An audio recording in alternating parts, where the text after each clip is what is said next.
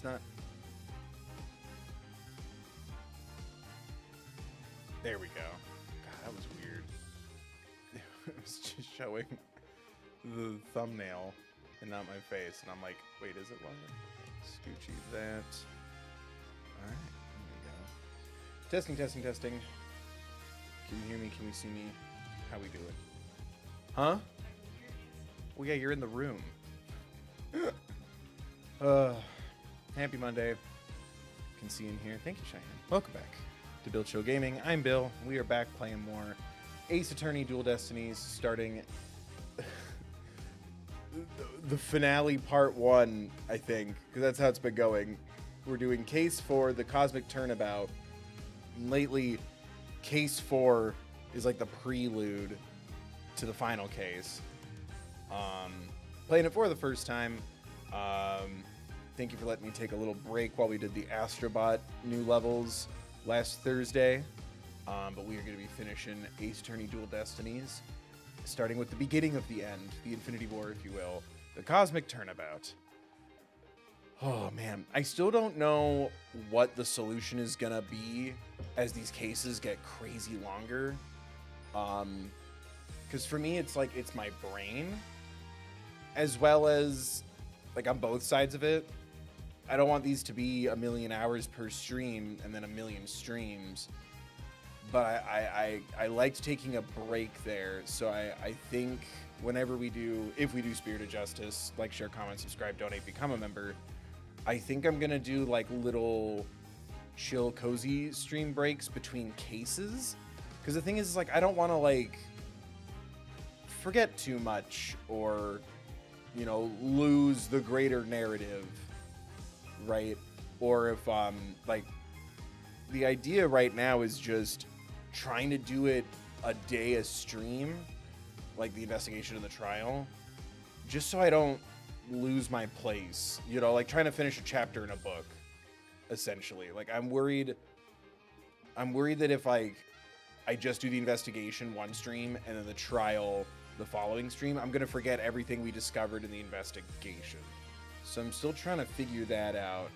But I want to know what the hell's going on with Apollo and his cape and his bandages and what happened to Athena. So I figured I'll keep doing as we do now and figure out what to do differently later. Because I don't know, it's also like, oh, if I do it, you know, day 1 trial or day 1 investigation is a stream, day 1 trial is a stream, and so on.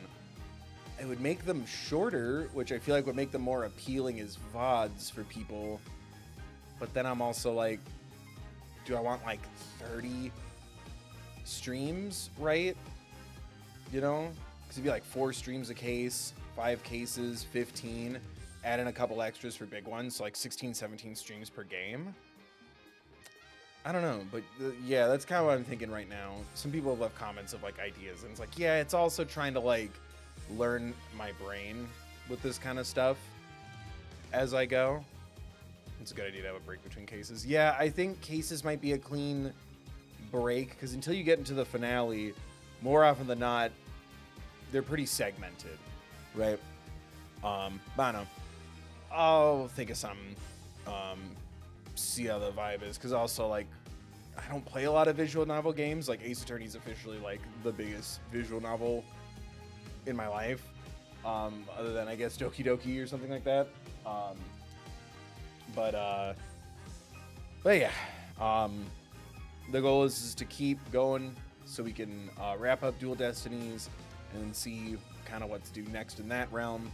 After Dual Destinies, we're doing Deltarune, and after Deltarune, we're doing maybe Arkham City. I'll have to ask the channel members, but thank you. Speaking of, thank you to all the channel members considering that join button to join too, to help pay for games and pay for equipment and Bill's bills and stuff.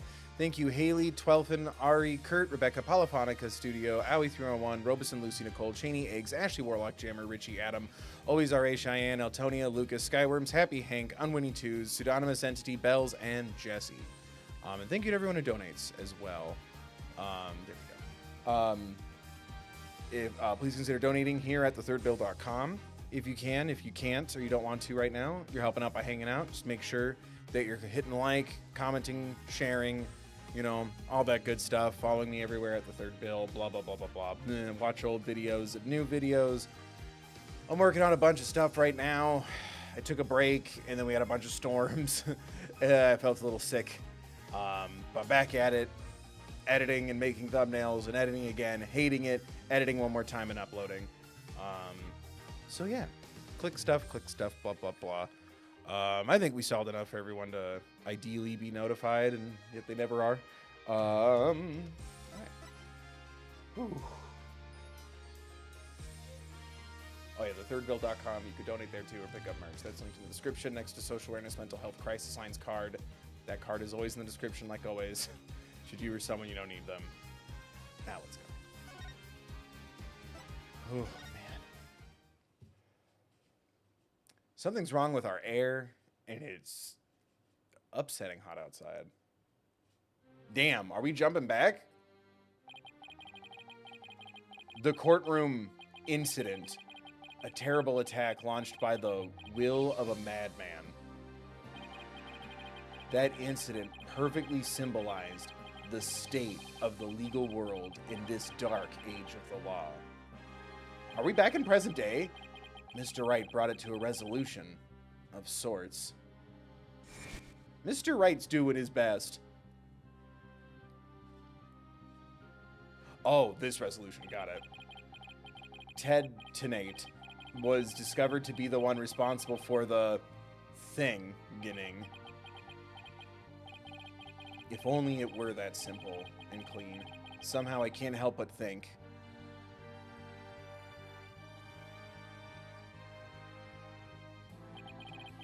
that there's a darker influence at work.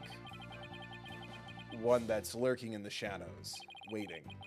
That's why I want to review the trial that was taking place when the thingening occurred.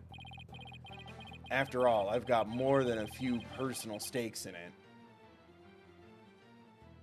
Is he gonna be without an eye? Because he's got like the big bandage and stuff.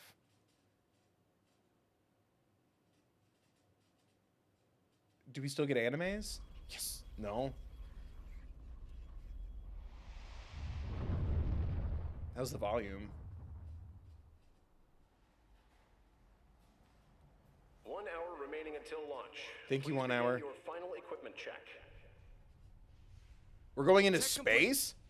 Everything's A-okay. We're ready here whenever you are.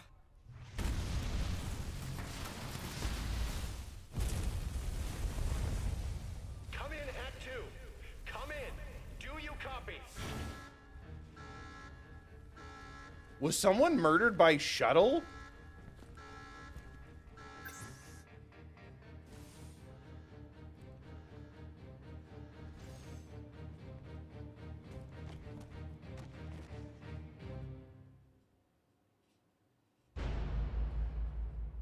Oh. Okay, they're murdered by knife. Got it.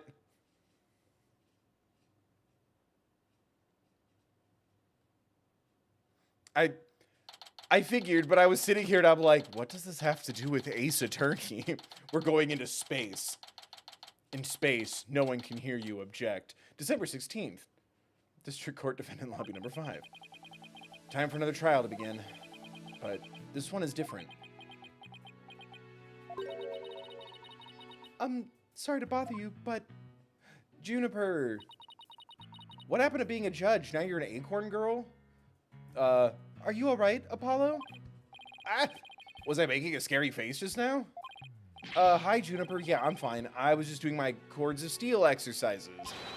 And now I'm all ready to go! Yes, knowing you, I'm sure you will be just fine. Oh, I brought you a present from my garden.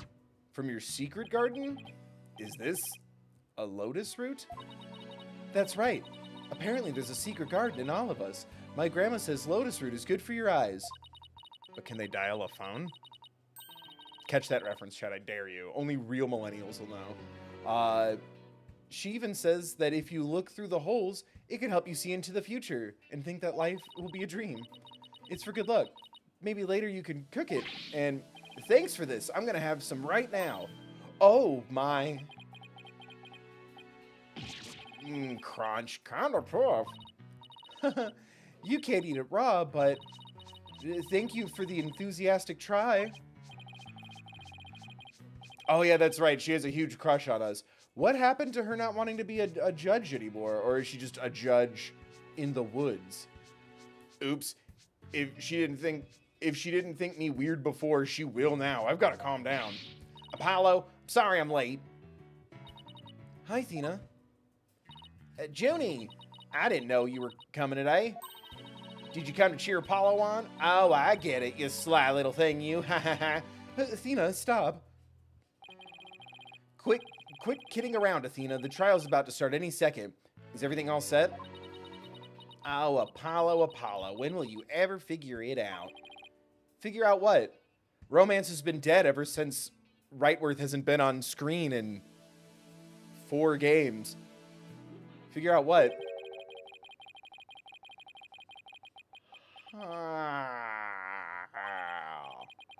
Wow, that was the longest sigh I've ever heard.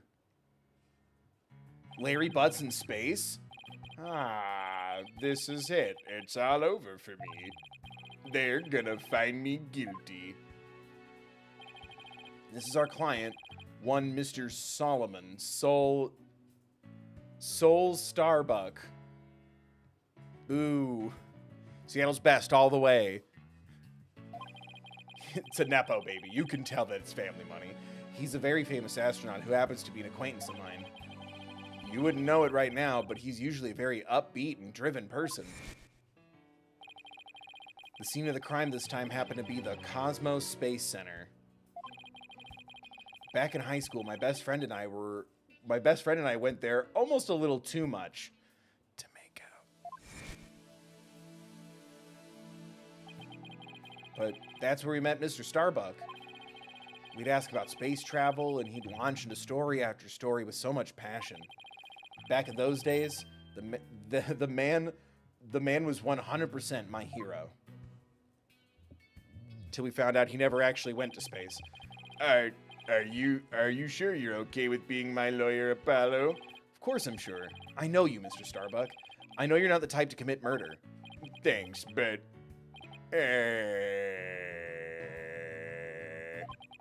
I was supposed to be in space right about now.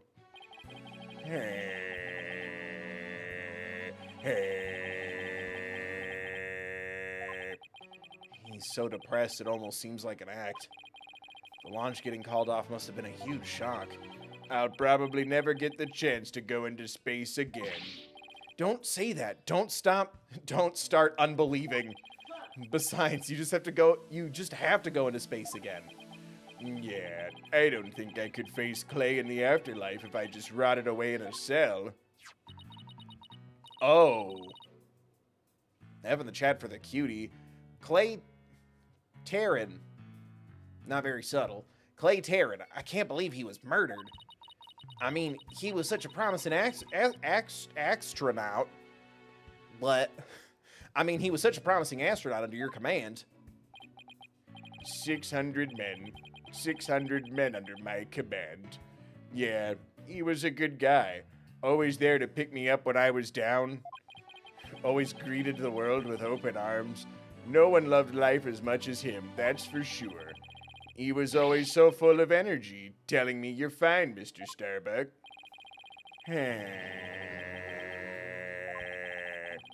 How could something like this happen to a guy like him, huh? I've never seen Mr. Starbuck so down.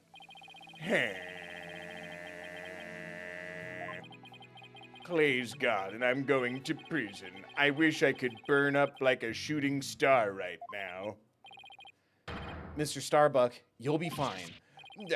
What is it? What's with the yelling? I read that as I'll get to the bathroom of this today. I'm okay. I'll get to the bottom of this today. You'll see. And in exchange, I want you to go back into space for you and Clay. Promise? Does that mean you have lots of evidence to prove my innocence? About that. We didn't get to investigate the area as much as I'd have liked, thanks to the police. I'm done for. I'm a gunner. Everybody thinks I did it. Thought I was gonna soar like a comet, but I'm just gonna crash like a meteor. Shine like a comet. I'm just a comet. No, don't say that, Mr. Starbuck. Don't count yourself out yet. I know it's hard to lose a teammate, but you've got to keep going. And what about you, Apollo? What about me? I was just thinking, wasn't Clay your best friend? Oh, is that where I get the coat? We need to focus on the trial right now. Are you all ready to go? Apollo. The trial is about to begin. If the defense would please proceed into the courtroom. Okay, here we go. This is it. This is one trial I can't afford to lose. For Clay's sake and our clients, I will find Clay's killer. Damn. Is the idea, like, what if we found Larry Butts' body instead of finding him always being accused of murder? I wish we gotten to know the character. Did we and I just don't know it? Court is now in session. All rise. Court is now in session for the trial of Solomon Starbuck. Yeah, what happened to my face? The defense is ready, Your Honor. Excuse me, Mr. Justice. Yes, Your Honor? What happened to your eye? How dare you ask such an invasive question? I'm fine. The defense is ready, Your Honor. All right, so he's not doing fine. Yeah, thank you. Thank you, Judge. Are you sure? I don't... I'm fine, Your Honor. The defense is ready. I'm sorry, Your Honor. He's been like this since yesterday. He keeps insisting it's just a sty. Is his truth eye going crazy? I suppose it's something he doesn't want to discuss. Maybe he's entering a touchy age. You know the kids these days, with their anime scars and their anime bandages. Very well. And the prosecution? The prosecution appears to be ready as well. Silence.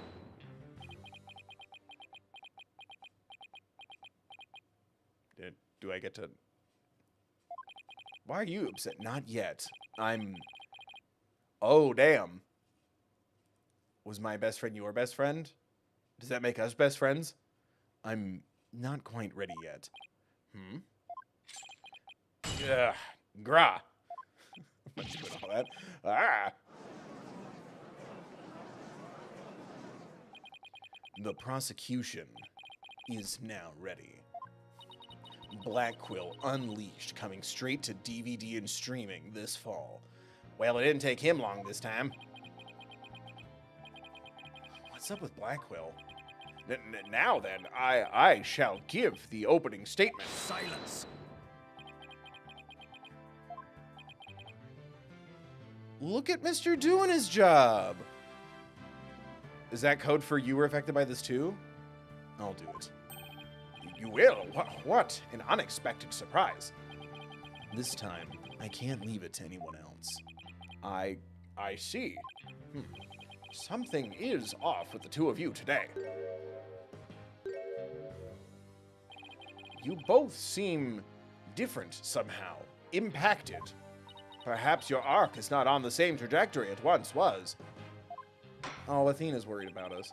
Very well, Prosecutor Blackwell. Your opening statement, if you would. It was just yesterday. Outer space. Something so natural. The crimes in question occurred at the Cosmos Space Center. Ah, the famous federal research facility of all things related to astrology, right? I actually got that backwards. It was like, haha, yeah, like Aries and what's mine again? I was March 4th is my birthday. What's mine again? Astronomy. It's astronomy. Anyway, a rocket was set to launch. Pisces nuts! Like, share, comment, subscribe, donate, become a member.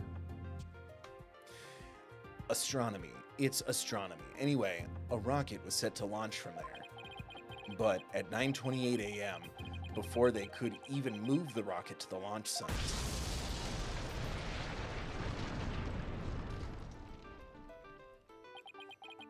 two explosive devices were detonated and the launch was canceled.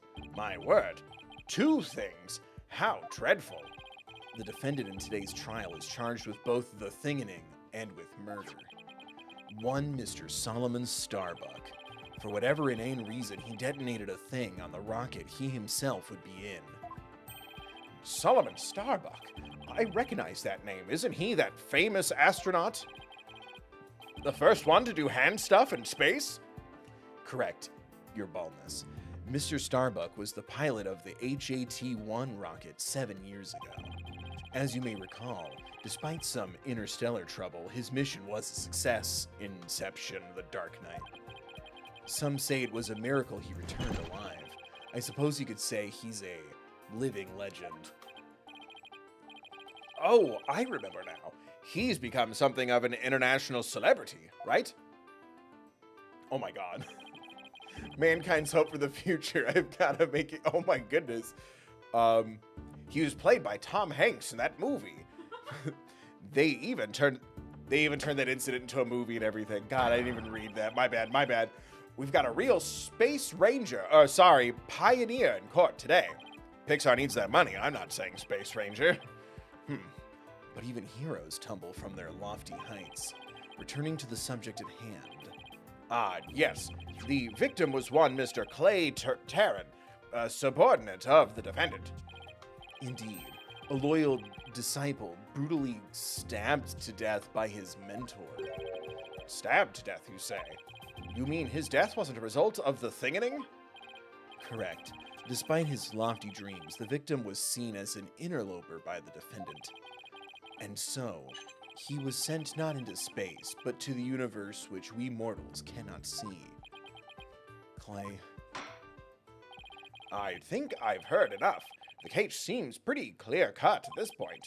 However, there is one thing I'm curious about. What happened to Apollo Justice Face? That metal box next to the witness stand. What purpose does it serve exactly? It holds my lunch, since you asked so nicely. It's your coffin. Maha! Have mercy on me! I jest. It's evidence. I'm known for my wit and amazing sense of humor. Due to its immense size, we've little choice but to lay where it rests now. We shall get to the contents of the box in due time. Phew. I feel like I just lost 50 years off my life. Does he even have 50 years left? Damn, Athena. Do you? Inner monologue, Athena. Inner monologue. Enough jabbering.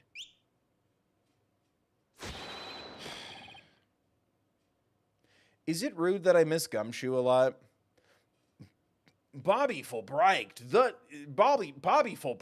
name. In justice we trust. Ah, Detective Fulbright. Very well then. Please explain the details of the incident to the court, if you would. On it, first take a look at the pamphlet from the Cosmos Space Centaur. In it, you'll find a diaphragm outlining the overall layout of the Space Centaur. Can we get 6 Fs in the chat for space? Ah, here we are, for a more detailed look at what's on the left C-Day of this building. Take a look at this cross-section that we the police have created. See the launch pad and the main building? The launch pad is the square building and the rounded structure is the main building, right? You got it. The incidents took place in Launch Pad 1 and in the main building's lounge. I'll be using this diaphragm during my testimony. It'll make it easier to understand. Wow, we have no evidence. I hate being dropped in the middle of a case. Apollo is useless without me. Details of the case. Just before the rocket was set to launch, 2 things went off. Boom, boom, pow. on the second floor of the Space Centaur's main building and one in Launchpad 1. Thankfully, only 2 astronauts were in Launchpad 1 at the time. The 2 of them managed to make it back as far as the boarding lounge, but after the escape, one of the 2 was found stabbed to death. Sorry I said the word. Just in case I get in trouble, remember to like, share, comment, subscribe. Donate, become a member. A murder on top of a thinganing. Detective, the victim was already dead by the time you arrived at the lounge, correct? Yup. Thinking he'd sabotage the thinganing, the Daffodin killed him right there in the rocket. Just look at this tragic photo. Damn. Yeah, it's not a lot of glaring Ace Attorney early contradictory evidence. Oh my. Is that a knife in the victim's chest? Yes, Your Honor, it's the knife that cruelly ended the young man's dreams. We couldn't get any prints off of it, though, because the Daffodin was in his space suit. Utility knife added the court record. By the way, Detective Fulbright, why are the victim's helmet and right glove absent in the photograph? In the photograph? We had to remove them to identify him, Your Honor. Can I give a weird thought?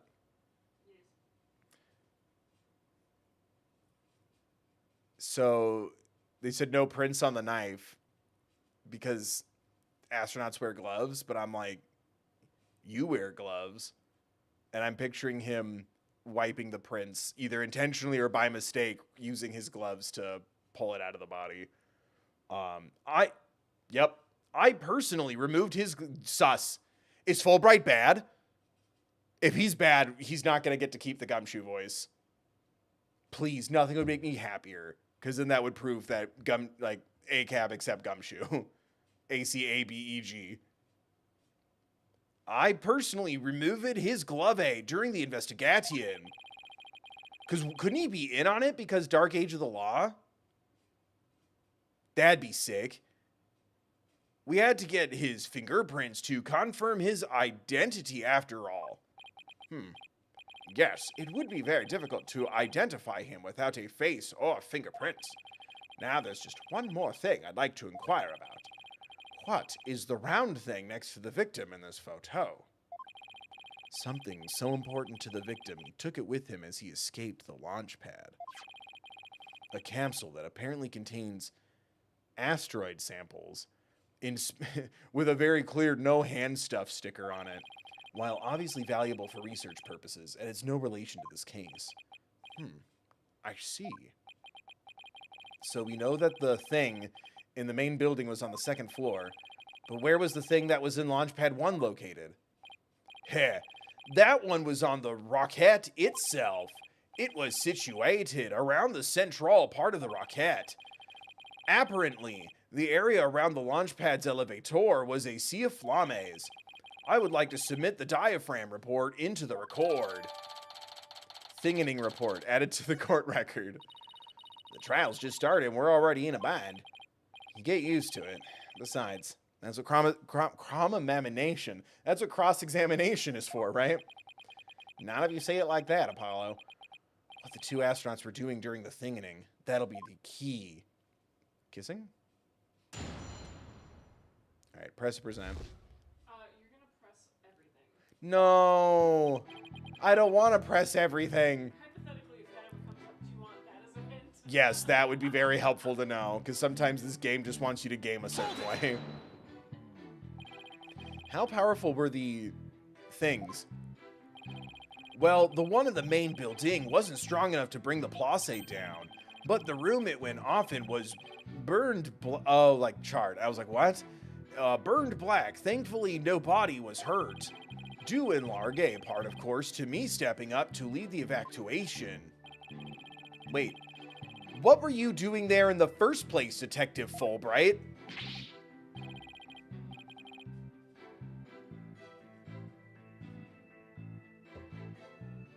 Okay, one more weird thing and I'm calling it officially. Right now, it's just a loose theory. Ha ha ha, I'm Bobby Fulbright, hero of Justice. I'll be there wherever and whenever people need my help.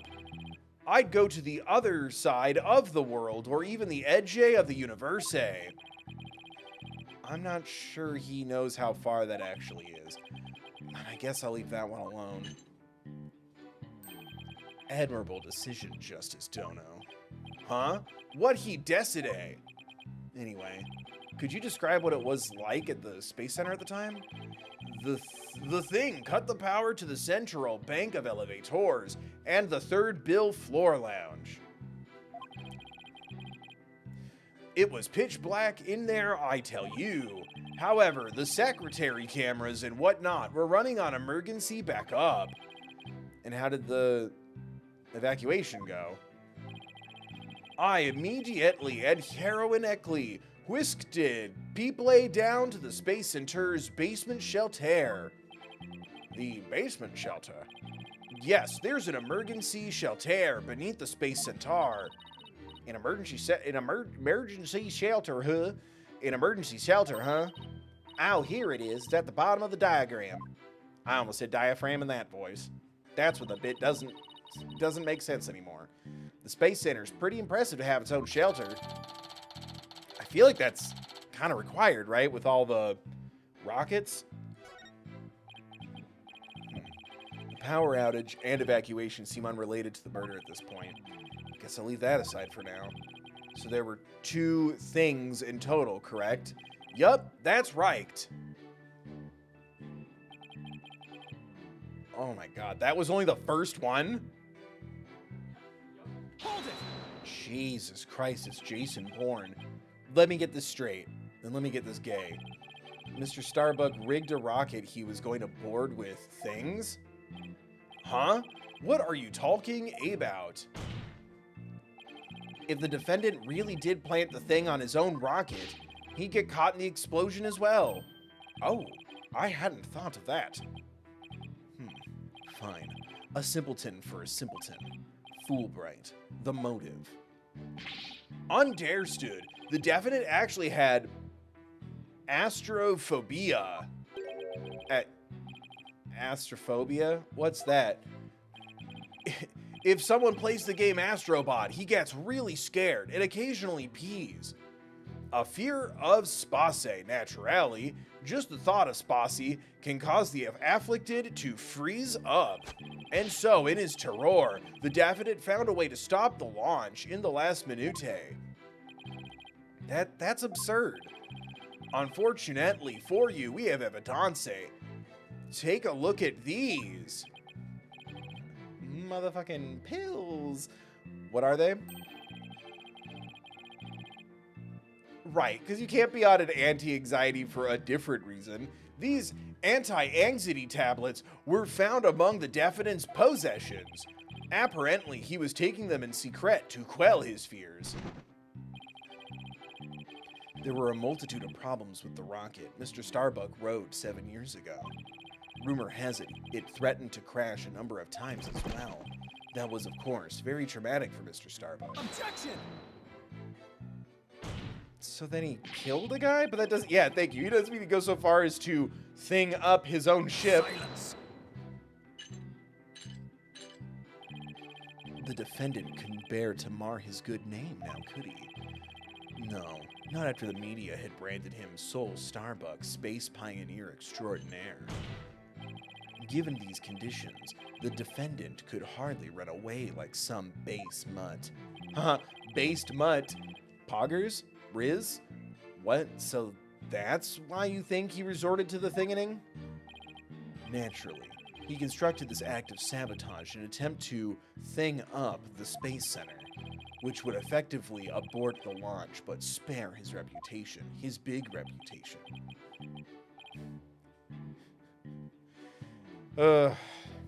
All the Taylor's version reputation jokes in the world couldn't manifest that album. I'm sorry, chat. I failed you. Rip Edgeworth.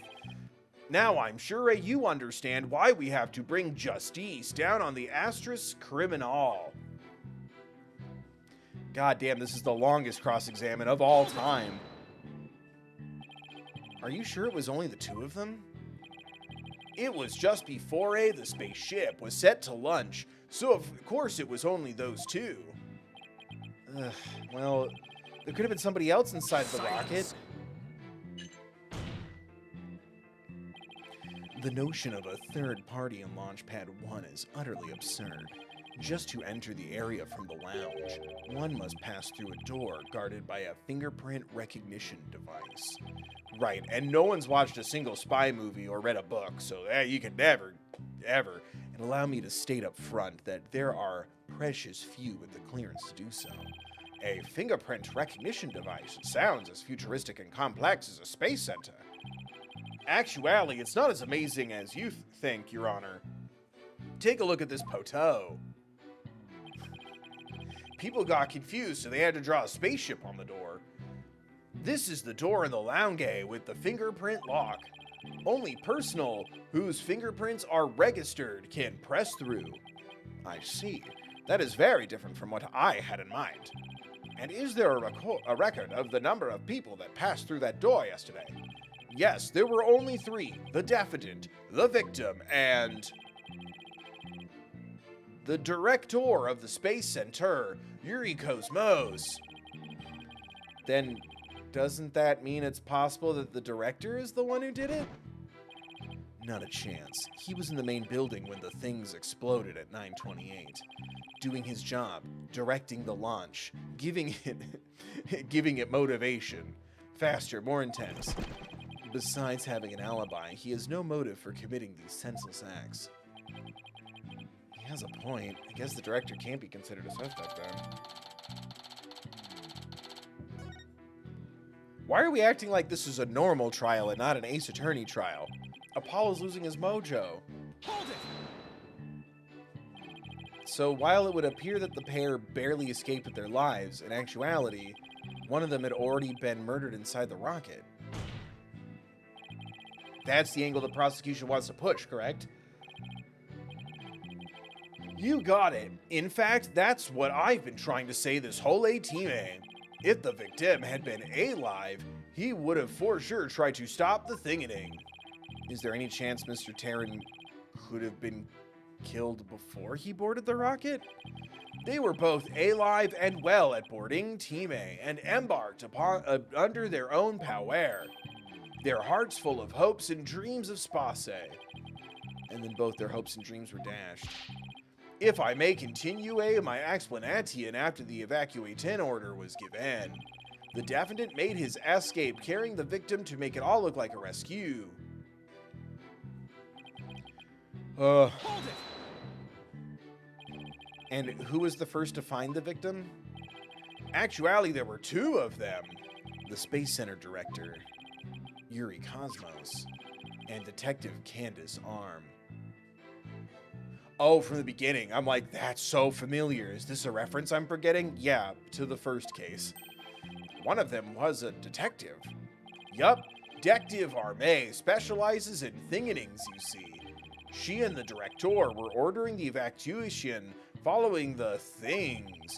They were also worried about the astronauts, so they hurried over to the boarding lounge. That's when they discovered the victim along with the defendant. Whew. 2 witnesses, huh? And one of them's a detective. I doubt either one would have anything to say that would help me. I think that pretty much covers the details of this case. Only the victim and the defendant were on the launch pad when the former was killed. If this is the truth, that only Mr. Starbuck could have carried out this crime. What little I could get out of him only hurt my case. Justice Dono. Foolish is the warrior who rushes headlong into battle. Preparation is an essential element of battle, so I advise you to take a gander at this. What is it? Footage from a No! Bum, bum, ba, ba, ba, ba, ba, ba, ba, as the 2 astronauts emerged from the bowels of the Launchpad 1 corridor. The boarding lounge's security camera captured their desperate escape. Now I would direct your attention to what the defendant is shouldering, which you can see is none other than the lifeless body of the victim. What?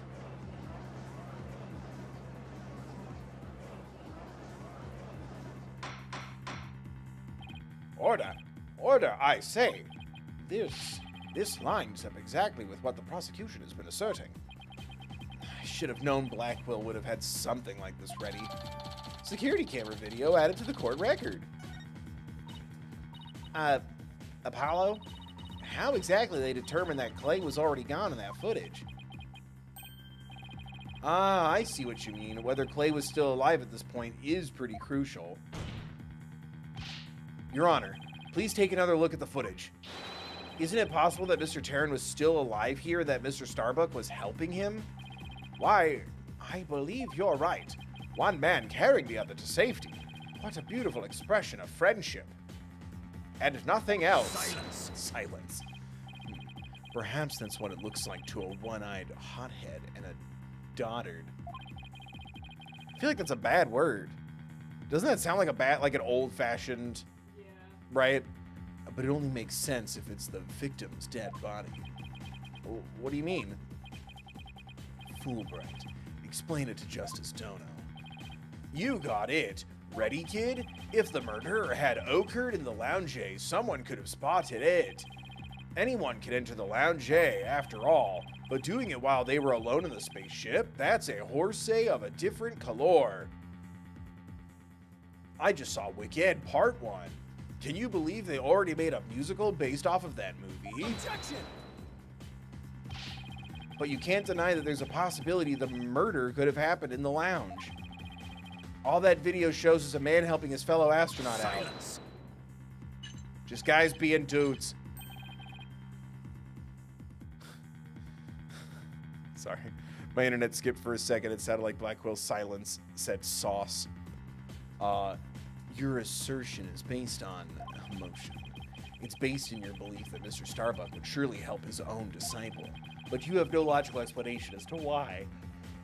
Oh no. Why the victim could still be alive. Unfortunately, Mr. Justice, the prosecution is right. Your argument is lacking in sound logic. But it sounded perfectly logical to me. Well, Mr. Justice, if you have no further objections, I believe it's time to bring this cross-examination to a close. Objections? Yay, Athena! Your Honor, the defense requests a little time to think and regroup. Oh, well, thanks, Athena. I thought you had a better plan than that. Given the facts, I'm not sure I see the need. What is it, Athena? It's just, there's something that's been bothering me. If it isn't the defense, stalling for time as always. I feel like now we have a pretty good reputation for stalling for time and finding the real killer. Very well. I'm feeling generous. You may have a small measure of time. Measure your life in love. So this is the length of a kiss.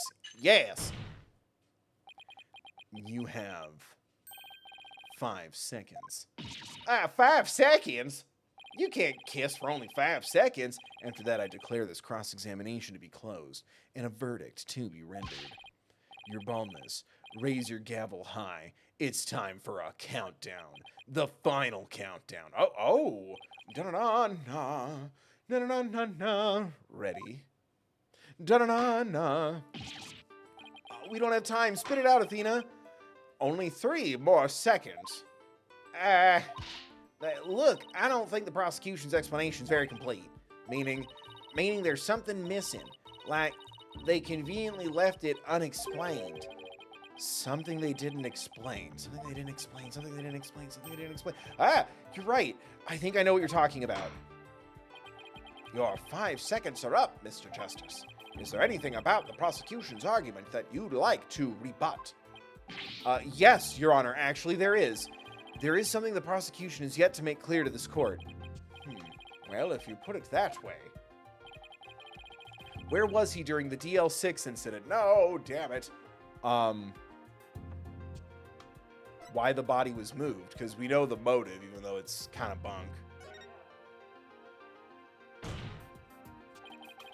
They have failed to explain why Mr. Starbuck would bother bringing the body back at all. If the defendant wanted to kill the victim, why didn't he just leave his body in the rocket? Why go through the trouble of bringing him all the way back to the boarding lounge? Oh, that's true. I don't think we've heard the prosecution's thoughts on that yet. That's because they have none. Oh, God. That's because they have none, Your Honor. After all, how does one explain something so illogical? The prosecution is claiming that the defendant moved the victim's dead body. But what if the entire premise of that argument is wrong? Then let's hear your theory, Mr. Justice. The defense proposes that the defendant didn't kill the victim, he was helping him. Ah! Fulbright, explain it for our sad friend here before I nod off to his monotone monologue. Inform him exactly why Spaceboy moved the victim. Huh? You gotta be joking. It's simply Mr. Starbuck did what he did to direct suspicion away from himself. He wanted to create the impression he heroically risked his life to save his partner. That's why he made sure to make it to the secretary camera so there'd be a record. At the very least, he appears to have achieved success with you and the old man. One man carrying the other to safety. Safety. What a beautiful expression of friendship. Friendship. Thank you. Perfect flashback. Short, sweet, to the point. I'd argue we didn't even need it, though. The average person wearing a spacesuit weighs easily over 200 pounds. Saving the life of a partner who weighs as much while trying to escape deadly flames. What a dramatic sob story fit for the silver screen. Indeed, I was completely taken in by the humanity of the story. You see, yet the true ending is that all traces of his hammy act were meant to be thinged up. Yes, and now we arrive at the thrilling conclusion. The third thing. Objection! What are you talking about? There was no third thing. Silence. Indeed, you are correct. But that is thanks to Detective Arm. It was she who identified and secured the bomb thing. However, it doesn't change the fact that the third thing was discovered in the lounge. The steel coffin beside the witness stand. That would be a thing transport case. We use that to transport the deactivated thing here. It was found in the lounge, a thing in the form of a most distasteful toy. A what? One on the second floor of the main building, one on the launch pad, and one in the lounge. The defendant planned to set off 3 firework displays. Fortunately, the third was discovered before it could be detonated, for had it not, the victim's body and other vital evidence would surely have been immolated. Objection! Nyeh? Before you utter a word, know that the evidence supports me. It's like he's reading my mind. As it is still undergoing forensic investigation, I do not have the evidence on hand. However, know that a peculiar item was found in one of Mr. Starbuck's pockets. Specifically, a thing detonation switch. You found what? I suspect the defendant had no time to destroy such damning evidence. When the Space Center director, Detective Arm, stumbled across the murder. So he thought to hide it in his pocket, feeble-brained that he is. No, Mr. Starbuck would never do anything like that. Stop spitting and throwing things. Ah! Mommy spat on me. And Justice is dead. Justice Dono, open your eyes and see the truth. You mean I? This appears to be irrefutable evidence that the accused set off the things. No, there has to be some kind of mistake. This can't be the truth. Still can't accept it. You'll believe in your client, come what may. Then why don't you cross-examine the defendant himself? This has got to be a trap. I'm out of here. It's like Blackwell's controlling the entire game. Oh my god, I haven't been pressing X this whole time. Yeah, it seems like he was waiting for me to bring up the body moving issue. Why do you say that? Because he had just the right argument when I pointed it out. And to really rub it in, he had a decisive piece of evidence up his sleeve, too. He was trying to shake my faith in Mr. Starbuck and break me down.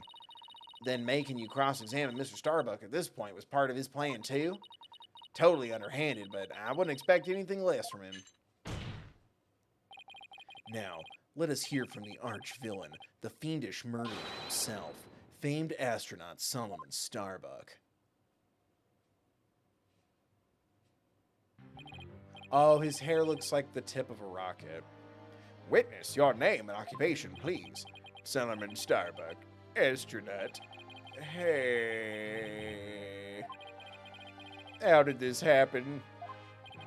Mr. Starbuck, you aren't looking very well. Will you be able to give testimony? Hey. No. Well, unfortunately, no is not an option. Really? Did we get rid of that? I thought... Who, what? I thought in the first game, right? Mr. Blue? Mr. White? Right? Didn't he try pleading the fifth? That was generations ago. Back before the 3D. You are being accused of the Space Center thingening and the murder of Clay Terran. Please testify to these allegations.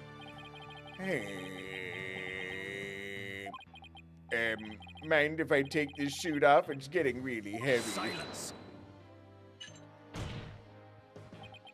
It's not the weight of the suit that you feel, but of your sins.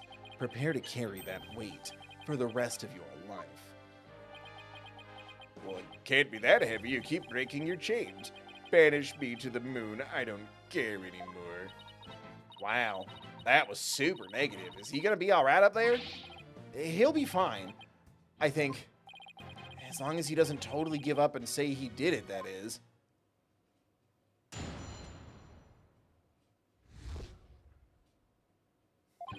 I didn't kill him. It is bullshit. I did not. All I did was support Clay over my shoulder and get us out of the rocket. Like always, I took the elevator down to the middle level and headed for the corridor. Clay had passed out by the time we got the order to evacuate. He's allowed his iPad while he's accused of murder? It's got games on it? Clay had passed out by the time we had the order to evacuate. I didn't kill Clay. I was trying to save him. So you assert you didn't set off the things or murder the victim? Hey. But I bet you think I'm lying, Wright. I reserve all judgment until after I've heard your full testimony. Until I get home, honestly, that's when I judge. This is a judgment-free zone.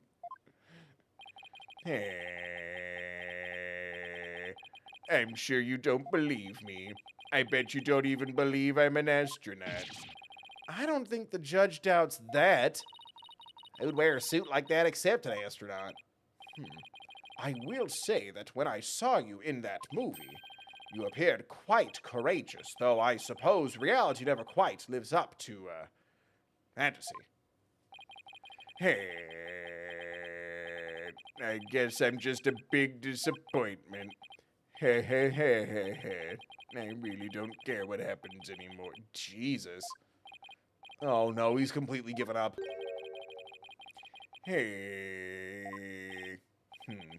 What a depressing fellow. If you were to join me in the clink, I imagine that annoying sighing of yours would rub off on the other inmates. Like how it rubbed off on Prosecutor Blackwell a second ago? Huh? That was Blackwell sighing? Mr. Starbuck's testimony contains a glaring contradiction. The question is, what does it mean? Even if Mr. Starbuck is my client, I can't be gun-shy now. It's time to find out the truth.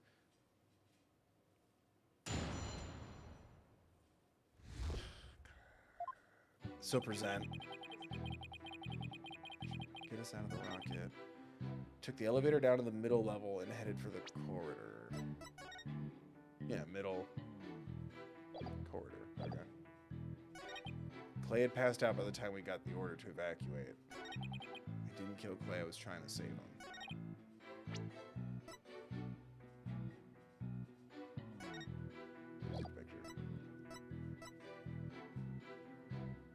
Fire on the second floor of the main building in the middle.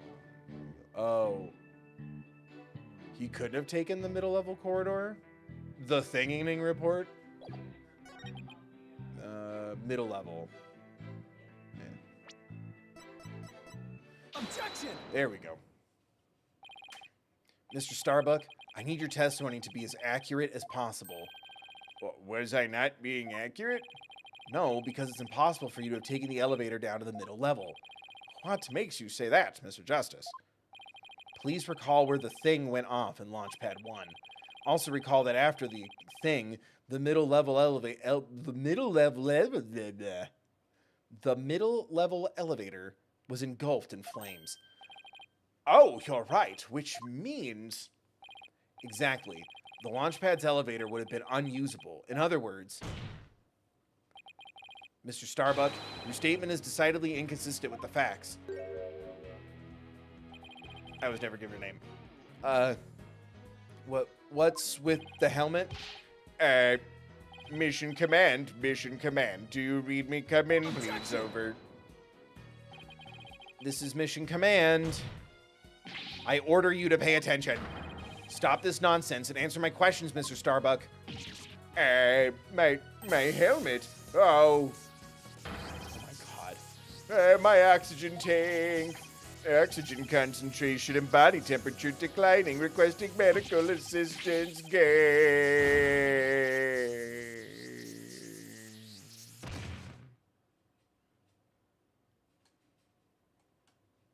He's dead.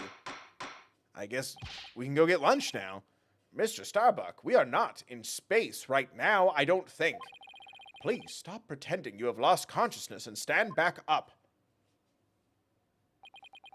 I apologize, Your Honor. I forgot I was still on Earth.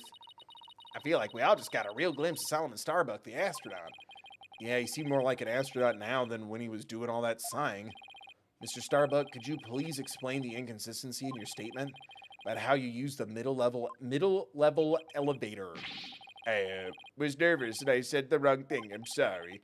I actually took a different route, I think. Oh, did someone else pretend to save him from the security footage and he's actually a coward and he doesn't want to admit it? He left him behind. A different route. I hope you're able to deliver a straight story this time. And then a gay one. Now I'll get it right this time, maybe. No, I mean probably. Probably.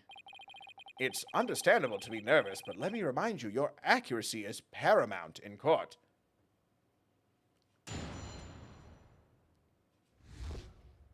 My escape route. Let's see, my escape route, what I said before was a mistake. I remember now. I took a different route. Maybe. Probably. With the capsule and clay in my arms, I made my way down from the upper level. So you're saying you escaped without using the elevator? That's right. There's a ladder that spans the upper and middle levels. I used that ladder to get to the middle level. Luckily, the fire hadn't reached the ladder, so we could make our escape that way. In the capsule you mentioned, I suppose you mean the thing next to Mr. Taryn here? Was the capsule that important that you'd risk your life to take it with you? It almost goes without saying, but yeah, that capsule contains asteroid samples. Therefore, it's invaluable as research material. With his spacesuit on, Clay weighed a ton, but securing the capsule was also important. I need you to answer to the best of your ability. Mr. Starbuck, please remember that your verdict is writing on your testimony. Maybe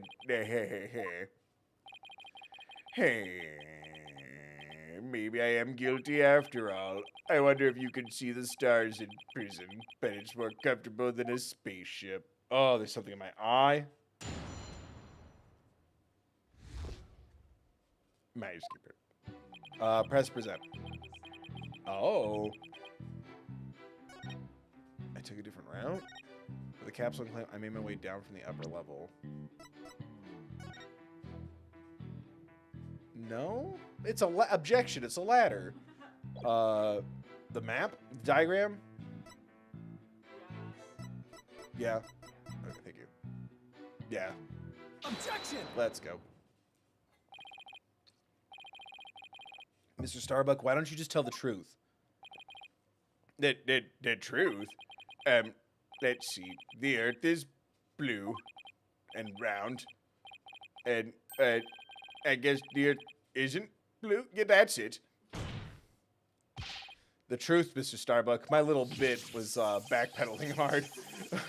The oxygen concentration is super low in this area. Prepare the emergency oxygen tanks. Mr. Justice, the witness appears confused. Please help draw out the truth from him. Use your little eye thingy. Mr. Starbuck, under the circumstances at the time, is that what's broken? Or not broken, but is that why he's wearing the bandage? Like his eye is always seeing, magnifying, perceiving, so he has to cover it up? It's to protect us. You couldn't possibly have reached the boarding lounge via the upper level route. Huh. Not as long as this was along the escape route. The ladder? Yeah. Take that! To get down from the upper to the middle level where the middle level where the Launchpad 1 corridor is, you would have to go down the ladder, I hardly. Isn't that right, Mr. Starbuck? Of course, that was the only way we could escape. Objection! But how would that work? At the time, you were supporting Mr. Terran over your shoulder, were you not? And remember, he was in full space gear as well, putting him at over 200 pounds. Well, it's easy on the moon. Gravity is only 1/6 of what it is on Earth. Objection! But the Space Center is located on Earth. Short of being an octopus climbing a ladder with an adult male in space gear in one arm, while carrying the capsule in your other is impossible, wouldn't you say? Oh. So, Mr. Starbuck, how exactly did you climb down that ladder with your arms full? You know in Bloodborne, when you hold down the circle button, you can kind of slide? Mr. Starbuck, come clean and tell us the truth now. Engineer, where's that engineer? Oxygen leak detected to... Oh my god. What the... He's flying with style. Help, I'm caught on the ceiling. Help. Anyone? Bailiff, prepare the cherry picker, I hardly. We must launch our rescue mission at once. Well, that's one way to take off while being questioned. I'd rather prove his innocence so we can go to space again someday for real. Yeah, Apollo, I don't think your buddy's going back to space, even if he's found not guilty. I don't think he's doing well. Now then, Mr. Starbuck, do you think you can keep your feet planted on the ground without flying off the handle? I hope you're happy. I hope you're happy now. Yes. Yeah, yes. I apologize for losing control. Are you ready to tell us the truth? Not that. Anything but that. What is going on? This isn't the Mr. Starbuck I know. It appears Spaceboy is prone to deception. Whew. Witness. Yikes. Yes. I thought your story odd, but perhaps the inconsistencies can be explained as the result of a medical side effect? For his anxiety pills? Please, Prosecutor Blackwell, please don't talk about that. What are you talking about, Prosecutor Blackwell? Didn't I already state that Spaceboy is ironically terrified of going into space? That's why he took some... You know what? Can we just call it PTSD? He almost died in space. I don't think he's got astrophobia. I think that's just a genuine response to trauma. Right? That's why he took some... Or is that to make it fun? That's why he took some precautions just before the launch. For you see, traces of his anti-anxiety drug were found in his system. Uh-oh? I sense things are about to nosedive. You got it all wrong. I told him during the investigation, too. I don't know anything about any drugs. I never took any medication, I swear. It was found in his system, but he doesn't remember taking it? How could that be? Somebody must have slipped him to me. But I guess maybe that's why I don't remember, because of the side effects. Jesus, this is getting dark. Yeah, that's why I don't remember much about what really happened. What?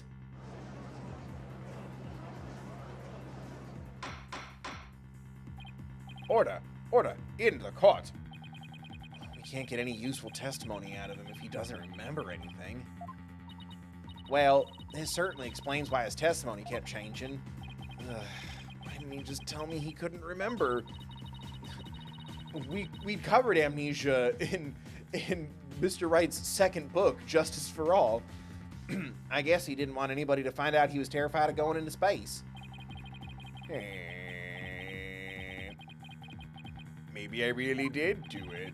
Which brings us to the answer of our original question of how the witness climbed down the ladder with a dead body. It does?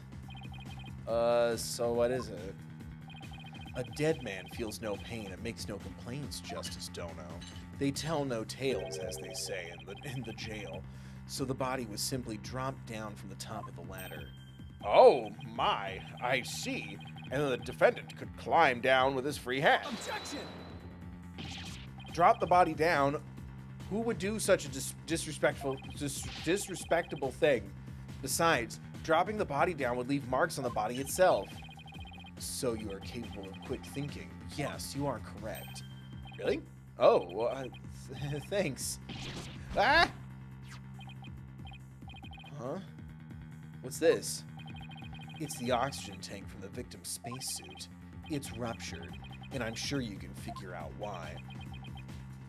You can't be implying it ruptured when the defendant dropped the victim's body.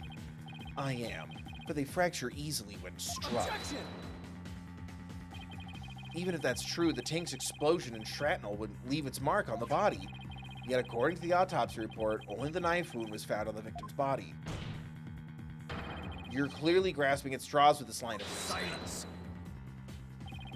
Do we all have like a personal problem here? A spacesuit isn't heavy for the sake of being heavy, Justice Dono. It includes the latest technological devices and is made of the fabric of tomorrow. Mixed, pre-washed fiber cottons. This fabric is made to protect astronauts from the dangers of space. So falling a few Earth yards would hardly leave a mark on the wearer. Objection! Then shouldn't it be impossible to stab someone through it as well? It should, and yet through sheer coincidence, the knife slipped through a weak spot in the suit's structure and found its way to its target. What are the chances? You forget that our killer is an astronaut himself with knowledge of how the suits work. He got me there. And now my argument has been proven. Spaceboy killed the victim in the rocket and then dropped his body from the upper level. After climbing down, he shouldered the body and made sure the camera recorded them. There's no room for debate about these facts. It is clear that Solomon Starbuck is the only one who could have killed Clay Terran. Here, the report regarding the astronauts' oxygen tanks. Consider it my send-off gift. Feel free to use it as payment to cross the river Styx. Speaking of things to put on my face when I die, choose you too. Thank you for the 5. Hi, Bill. Want to let you know I saw your video of what I should do seeing Wicked. I didn't do the thing, but it gave me a good laugh. Thanks. Okay, no worries. Yeah, I also, after I sent it, I'm like, not during the show, beforehand. But yay, I'm glad you liked your thank you video. I'm trying to find time to do more of those for everyone who donated, because everything around and after the move, it's completely left my radar. But I'm getting on top of it, I promise. Thank you, Choose You 2 for the 5. You too can donate at thethirdbill.com if so you choose, or here, or become a member, blah, blah, blah, plug, plug, plug.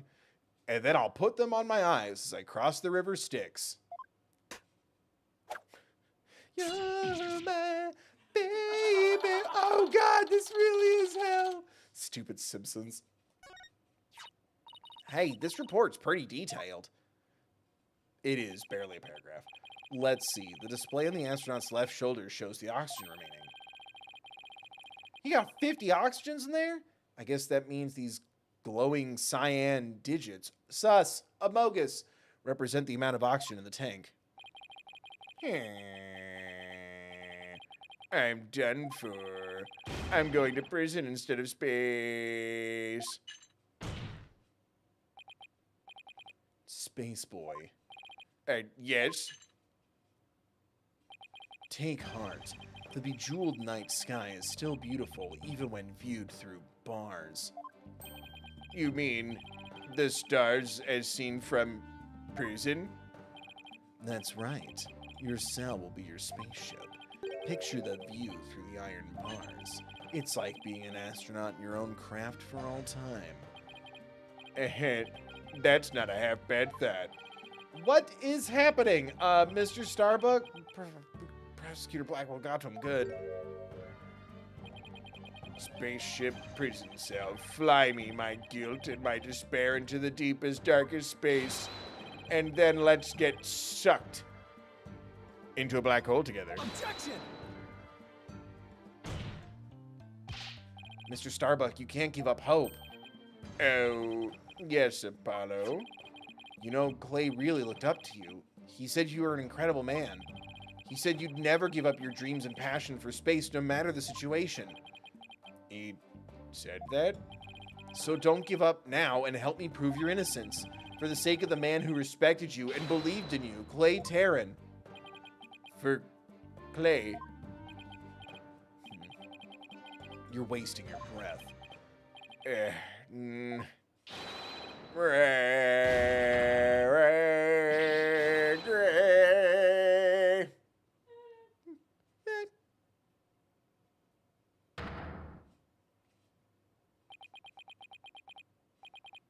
Apollo, thank you. I can see things clearly now. Mr. Starbuck, I'm fine now. Thanks for reminding me of my life's mission. Right. We'll both be fine. I'll prove you're innocent. You'll see. And after that, we'll get you back into space. Right. You've ignited the booster rockets of my soul. Whoa, I'm on fire. I am Solomon Starbuck, astronaut, a cosmic hero chosen by the universe itself. This is no time to be whimpering and crying. I can't let you and Clay down. Balderdash. The sun, the moon, all of space is calling me, Solomon Soul Starbuck. Ready for launch. Begin the countdown. 5, 4, 3, 2, 1. Let's go! Oh, he's on his tiptoes. I'm like, is he actually going to start flying witchcraft? Burn him. Well, I feel like I've witnessed an actual rocket launch. Apollo, you did it. You broke Prosecutor Blackwell's grip over Mr. Starbuck. I can't take the credit. It was all Mr. Starbuck. He pushed himself through. Ugh. Sorry. If you simpletons are done massaging one another's egos, no matter how positive your mood, my advantage remains unshakable. I have but to wait for the final guilty verdict. Isn't that right, your baldness? I can't let up now. I have to stop Blackwell. I have to see this through. Mr. Starbuck just has to make it back into space. Oh. I won't allow Clay's dream to remain unfulfilled. I've got to destroy Blackwell's argument somehow. Think, Justice, think. If only the people at Launchpad 1 were Clay and Mr. Starbuck. What? And if the only people, and if Clay was already dead by the time this footage was taken, then the only person who could have killed him is Mr. Starbuck. So the only way to counter Blackwell's argument is if I can prove that Clay was still alive when they arrived at the boarding lounge. In which case, I should be able to find some contradiction in the evidence itself. Well, I guess, now that I think about it, for starters, that's the wrong oxygen tank displaying 50 on his suit, right? Now let's see, about this data that we just received. This suddenly proves that Mr. Starbuck dropped Clay's body in Launchpad 1. But if I'm going to prove that false, then there must be something I can use here. Enough of this farce, your baldness. Let's have your verdict. Objection! Shut the hell up. Prosecutor Blackwell, you seem to be in quite a hurry to rush the verdict. Rush rules. But about this oxygen tank... Oxygen tank... I can't say words good today. Maybe some donations and members. No, something's wrong with me. But about this oxygen tank data you submitted just now. It says that Mr. Starbuck's tank had 80% remaining while Mr. Terran's had 0. Do you stand by the accuracy of this report? Of course. Then I guess it simply means that it's faulty as evidence goes. You will explain what you mean, Justice Dono. Can you not read? It's simple. This evidence contradicts the facts of this case. Take a look here at the detailed description and you'll see what I mean. Just let me show the photo. Just let me show the photo. I hope you have some evidence, Mr. Justice, because I don't see what's so contradictory. Yes, Your Honor, right away. This is the evidence that the oxygen tank report stands in contradiction of. The picture? Oh, it's the video. I'm stupid. I'm like, where's the photo? This is bullshit. Take that! And how does this evidence present a contradiction? Because I pressed the present button. The problem is this part here. Boop. It's 19 too low. Now the... Note the remaining oxygen in Mr. Starbuck's tank as he carries Mr. Terran. It appears to say 50. 50 is nuts. My grandson taught me that. Yes, but according to the data, our client's tank had 80% remaining. The oxygen in the tank increased. I see Your Honor finds it as strange as I do. It's bad enough that there is a contradiction, but the increase in oxygen is beyond illogical. Oh my, you're absolutely right. What is going on here? Silence! I too find it odd that the oxygen remaining has increased. It would be as odd as if my rations were to increase. In jail? But what does that prove? It doesn't change the fact that it is the defendant carrying the victim's corpse. Objection! We can't see faces. I'm gonna bet I'm going to bet you don't get more rations because you don't abide by the rules. Either way, the Apollo, maybe we don't make fun of him for being in jail. He's throwing shit at you. Either way, the oxygen remaining shouldn't increase, just as your rations don't increase. Oops, did you drop the soap, dude? Like, he just starts being an asshole to him. Therefore, this new information is critical. We can't overlook it. In that case, do you have an answer to this riddle of my mysteriously increasing oxygen? You better not disappoint, or I'll declare the inconsistency as more equipment malfunction.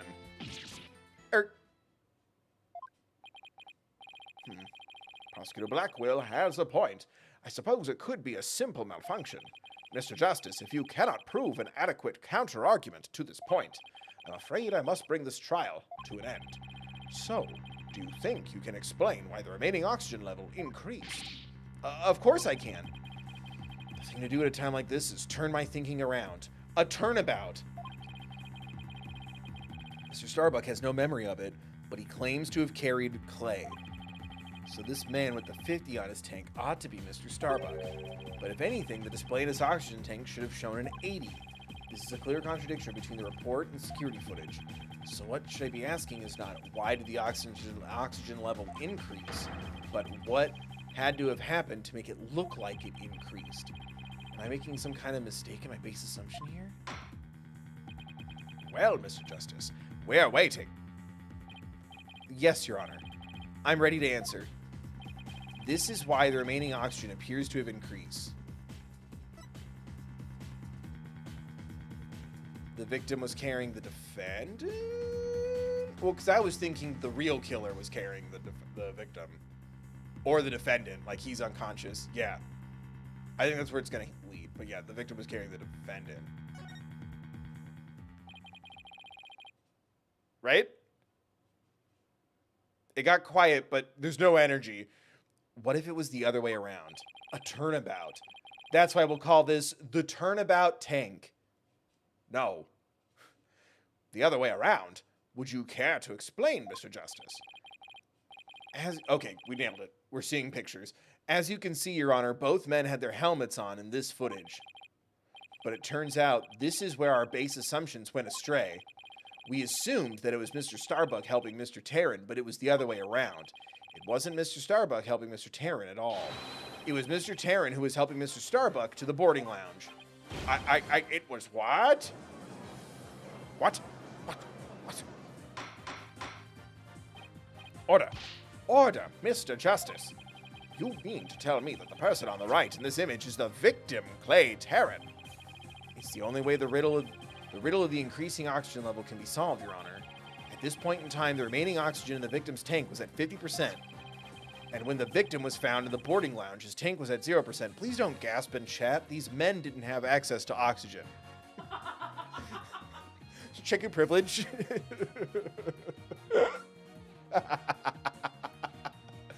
Oh, man. When the victim was found in the boarding lounge, his tank was at 0. That's rad.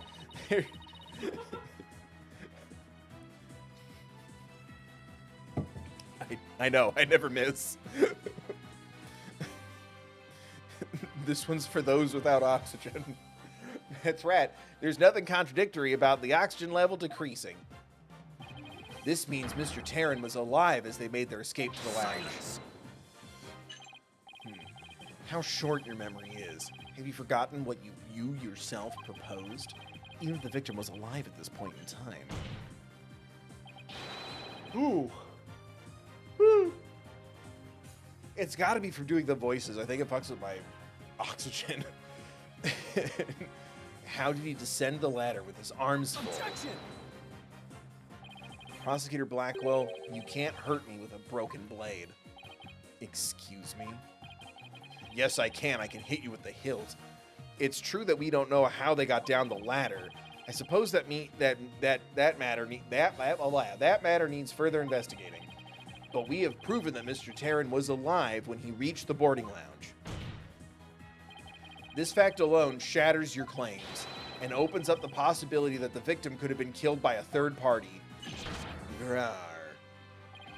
There were 2 people who claimed to be the first on the scene. But can we truly trust their statements? Let's see. The 2 people were Detective Candace Arm and Yuri Cosmos, right? You think that one of them might have given a false statement to the police? Yes, it's certainly possible. We might have to do a little more digging. It seems we'll have to hear the testimony of these first 2 people on the scene. Score! Come to think of it, Detective Arm should be here in court right now. Bailiff, could you please show Detective Arm to the stand? Just the arm? Son of a bitch. Oh, what was his voice? Was it the robot voice? Or like nasally nerd? Shit, what was his voice? It was nasally nerd in robot, I think, when it was between the 2 modes, I guess. But yeah, I think it was robotic. I have an announcement, everyone. That? I think so. Whatever, this is the flashback. He used a fake voice back then. It's canon. What's the meaning of this? What? He was recast. Yeah. There was a budget issue. A scheduling conflict. What's the meaning of this? We're in the middle of a trial here. Please remain calm and listen carefully. Someone has reactivated the thing. The thing was diffused, but it is about to thing. Oh! A thing? Now? Everybody run! I don't want to die! Oh no, everybody's panicking. Yeah, I'm panicking, Skywalker, over here. Let's get the hell out. Silence. Bro, I am not listening to you. Headless chickens with a death wish, the lot of you. Calm yourselves afore all else. Come on, Apollo, let's get out of here. But what about Mr. Starbuck's dream? And who will carry out Clay's final wish? Who else will I have ice cream with? I don't care what... Jesus, Apollo. I don't care what happens to me. I'm not letting some thing blow the truth up forever. Apollo, you can continue the trial later. I refuse to let things end here.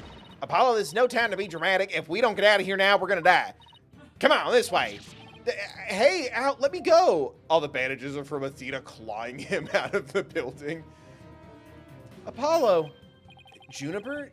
She hasn't evacuated yet? Eek. Juniper, are you all right? Apollo, no, not that way.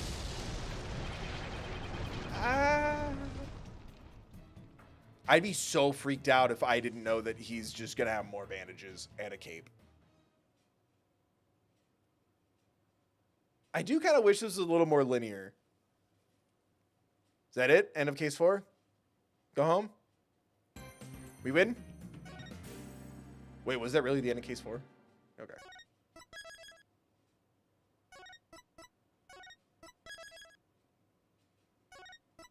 All right, sick. Yes. In the middle of the Space Center thingening trial, we had another thingening incident. This one destroyed courtroom number 4. Furthermore, Apollo suffered massive injuries from being there when the thing went off.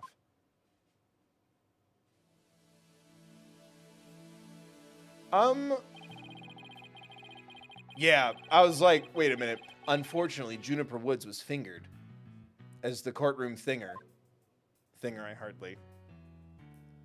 Luckily, a handsome attorney saved the day. Athena and I knew she had to be innocent, so we took her case on. And we totally killed that robot guy with the perfect voice and no eyes.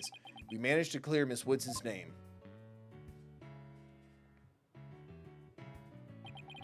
But Apollo sustained further injuries when he was attacked by Ted Tenate.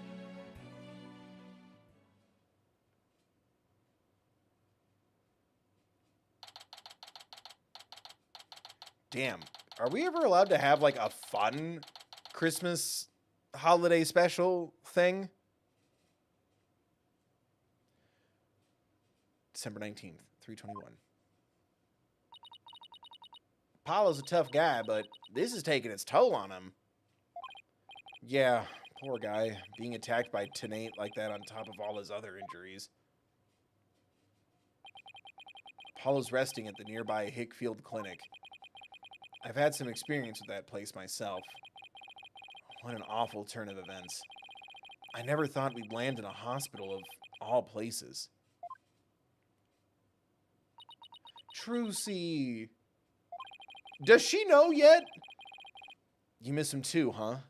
Now that you don't have anybody to tease? Don't worry. He's young. He'll heal quickly and be back before you know it.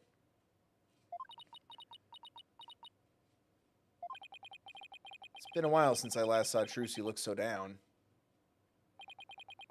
We won the court case, yet nobody feels much like celebrating.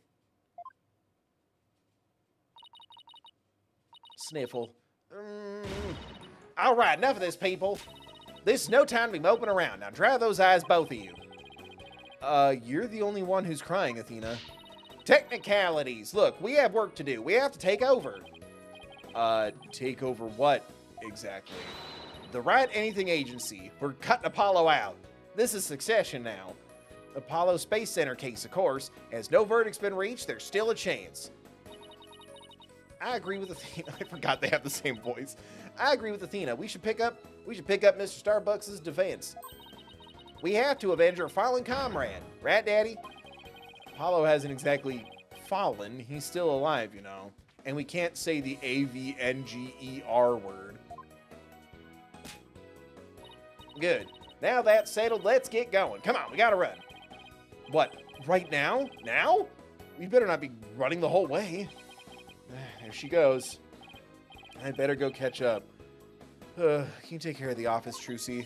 Sure thing, Daddy. Let's be careful out there. In the meantime, I'm gonna bake some cookies and fill up my Jesus. Trucy seems to be feeling a little better. I can always count on Athena to perk everybody up with her enthusiasm. Oh, she's back. Don't mind me, just forgot a few things. Athena, what are you doing? Wallet, phone, documents, bag. Sounds like you forgot everything. I can always count on Athena for that, too. All right, you two, let's be careful out there. Good luck, Sam. Everyone's counting on you. This made me feel very Death Stranding 1. Oh yeah, you have to clarify now. I know, isn't that crazy? So our client is one Solomon Starbuck. He's so famous, even I've heard of him.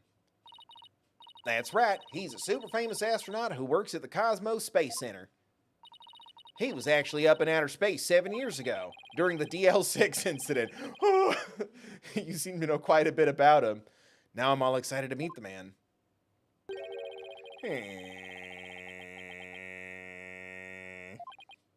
Wow, that was the longest sigh I've ever heard. Apollo told me all about you. You're Phoenix Wright, Apollo's mentor. Right? Yeah, that's right. Mentor has a nice ring to it. I prefer Overlord. Don't worry about a thing, Mr. Starbuck. Mr. Wright and I have you covered. And you're the new kid that Apollo told me about. Wait, don't I know you from somewhere? Huh? You mean other than at your trial? I don't think so. I guess so. My mistake. Hey, Oh yeah, we need Athena's backstory too. What the hell? my memory isn't what it used to be. It's like someone disconnected the chains. The chain of memories. When you walk away. You good? Yeah, I heard something else. Okay. My mind and body are kaput. Same goes for my life. I mean, I'm so astronomically unlucky that I had a thing go off in the middle of my trial. Trying to defend me would be like trying to enter the stratosphere without a spacecraft. Yikes, he's seriously got to stop depressing himself.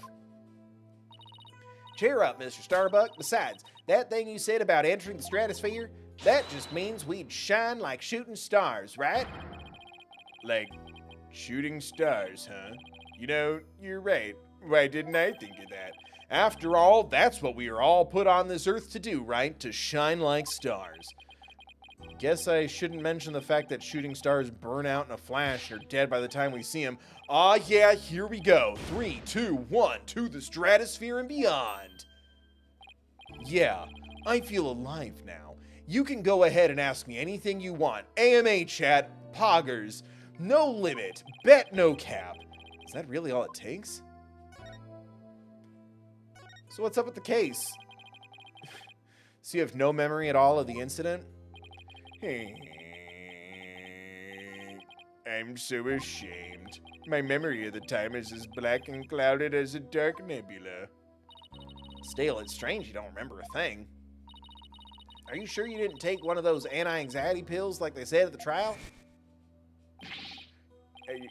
You got it all wrong. Investigation, too. I don't know anything about any drugs. I never do any medication, I swear. Medication, I swear. It is true, I developed a fear of space because of what happened 7 years ago. Yeah, I don't know why we're sugarcoating it, but that seems like a rational, traumatic, feeling, you know? Like, I wouldn't say I have a fear of cars if I'm, still shaken up from a car accident. Anyway, because of what happened 7 years ago, and I was taking medication secretly every now and then when my anxiety got bad. Having a fear of space is not something an astronaut can brag about, you know. Oh, the so-called Hat 1 miracle. That must have been a terrifying experience. Sandra Bullock played you in the movie, right? But I'm still an astronaut at heart, come with me. Oh, I would never take drugs that might impede my performance just before a launch. That launch meant everything to me. That's more certain than the theory of relativity. He seems like a completely different person now. Both of his voices are so fun. This is the face of the astronaut I know. But the tranquilizers were found in your system. Yeah, see, that's the thing. But I don't know why. I'm done for. If you didn't take them, then maybe somebody slipped them to you. Exactly. That's what I thought. It must have been the real culprit. My medication was in my locker. Anybody could have gotten their hands on it. Maybe the real culprit also planted the detonator switch in your pocket. Yeah, that's gotta be it. I've been framed. I'll say they even managed to plant your prints on the switch before slipping it in. It's a real possibility. Do you remember anything else that might be relevant? Anything at all? No matter how small? Like about the murder weapon, for example? That knife. I think it came from one of the Space Center's utility kits. Utility kits? Yeah, staff who work on machinery a lot are given these special toolkits to use. All the technicians have them, so I doubt you could prove whose knife it is. Neat. As I recall, your last trip into space was 7 years ago, right? That's right. It was a pretty rough experience. During that mission, we had all kinds of problems with the craft. You did? What kind of problems? Power failure, oxygen leakage, busted radio, cracked windows, loose control column. The heat shield came off as we were entering the atmosphere. I thought I was a goner.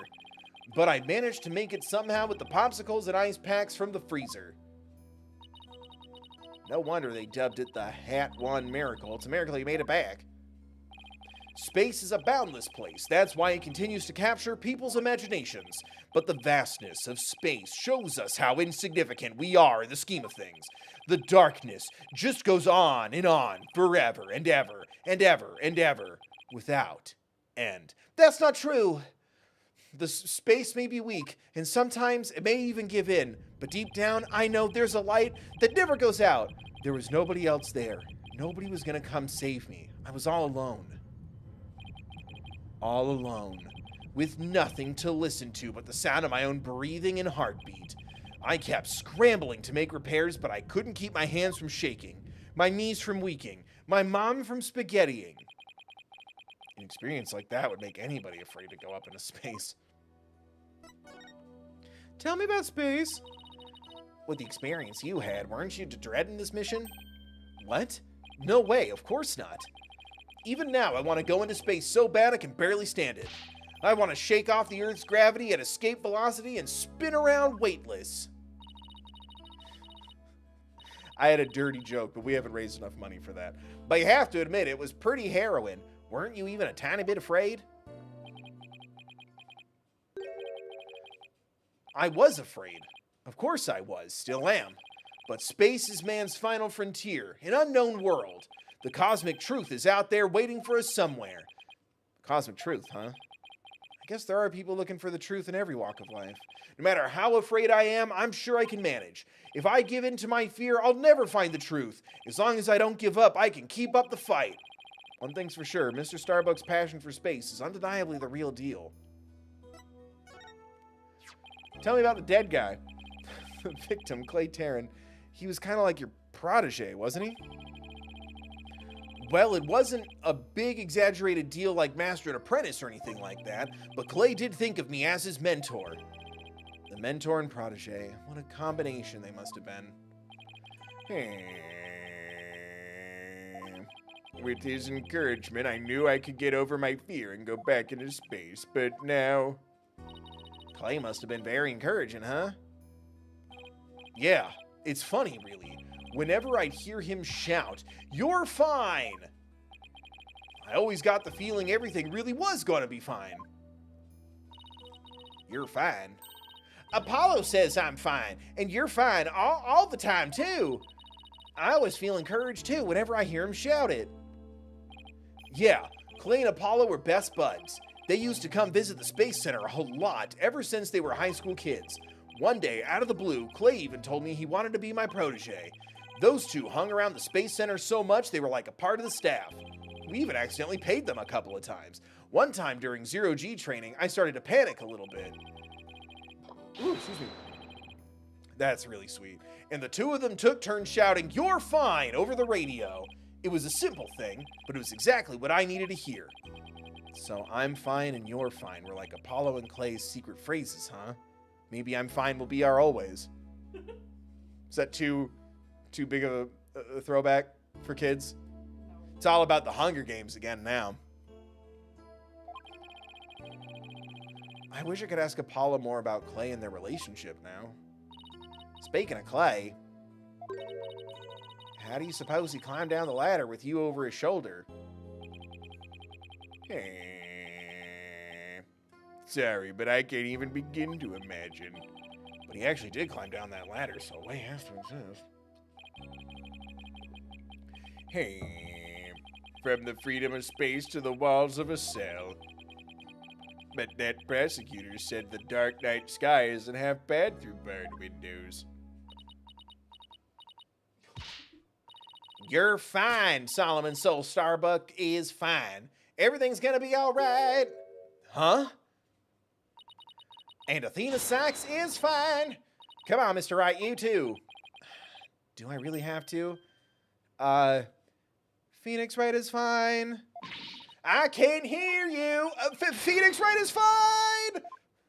Ah, Phoenix Wright is fine. Like turn into a vocal, like a less cool vocal exercise. We'll get you back into space yet, Mr. Starbuck. Believe in your innocence and have faith in us. Apollo believed in you wholeheartedly, and that's good enough. Oh, Apollo believed in you wholeheartedly, and that's good enough for me. I believe in you too. Thank you. Thank you, both of you. I'll put my faith in you. And I vow to make it back into space. All I need is a not guilty verdict. Sure feels nice to reassure ourselves every now and then that we're all fine. And that's how Ace Attorney tried to tackle mental health instead of the moment of which we dare not speak, where Edgeworth didn't say that thing to Andrews. I almost said Julie Andrews. That's not right. Adrian Andrews? Yeah. Yeah. Remember when Ace Attorney used to, like, really suck at that concept? Okay, Mr. Rat. Let's get our investigation of the Space Center started pronto. Good idea. Let's go.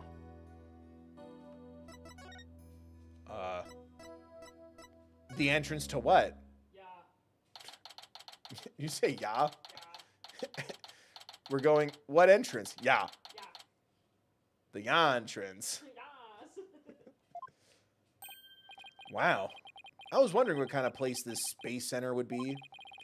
Oh, this is going to make me so homesick. I miss the Science Center. I miss the Pacific Northwest. I miss home. I miss the ocean. Anyway, the ya entrance. It almost looks like an amusement park of the future. Yeah, ya entrance. Did you know they even let the public see the rocket up close? Licked it once. Oh, so check it out. Look at how brightly the Gaxa logo shines in this. Shake your Gaxa for the Rizzler. Or whatever the fuck. Shines in the sunlight above the entryway. I really dig the stars and rocket motif it's got going. Gyatsa, huh? Isn't that the new name of the Federal Space R&D program? Baby, probably. Fucking, help. Just donate, like, share, comment, join, subscribe, donate at thethirdbill.com, pick up merch, fuck it. Yeah, but why the strange acronym? I mean, why is GAT supposed to stand for Galaxy? If that were it, then the whole thing would be something like Galaxy Exploration Agency. Which, if you ask me, I'd have abbreviated to GAXA, or even GAIA. Yeah! I guess so. Oh, I know, maybe the person who came up with the name just really likes the letter Y. This exchange is beginning to feel oddly like deja vu. Yeah, this is kind of what I was hoping the game would have been like the whole time. Giving a little, tech-savvy Maya energy. Anyway, this place is more than just a research facility. It's also a tourist attraction. Tourist attraction? Don't make me laugh. It's a monument to the human race. Galactic scooter, full speed ahead. Hello? Oh my god. Oh good, he's on a Sejum. Yikes, who's this geezer and what's he want? Look upon me and look well. Behold the great power of space science. Pardon me, but you are... My glorious name is Yuri Cosmos. I am the director of the Cosmos Space Center, the center of the cosmos. Boss, that was pretty groan-inducing. If this person is the Space Center's director, then that means Director I Hardly. Ah, so you were one of the first to discover Clay's body, weren't you? Uh-huh, and who was the first to find the victim? It was actually two of them. Director, Cosmos, and Arm. That is correct. I was honored to be the very first man in all of space and time to discover the body. But this is talk of the incident. Are you by any chance the space police? You can't tack the word space on just any old thing, you know. We're Mr. Starbuck's lawyers. We're here to investigate his case. Oh, and we're Earth lawyers, by the way. I see. Yes, I've heard about you. In that case, by my esteemed privilege, I grant you permission to investigate. I trust you are appropriately grateful. Now, go ahead. Have at it. I can already tell he's going to be nothing but trouble. Don't let him hear you say that, or he'll see what trouble really is. Let's just be professional. Ask about what he found the body, okay? All right. So, as director, I hardly... What do you do here at the Space Center specifically? Defend peace across the galaxy and promote space development in this country. No matter what obstacles stand in our way, we keep going for the sake of mankind. I believe I used the word specifically in my question.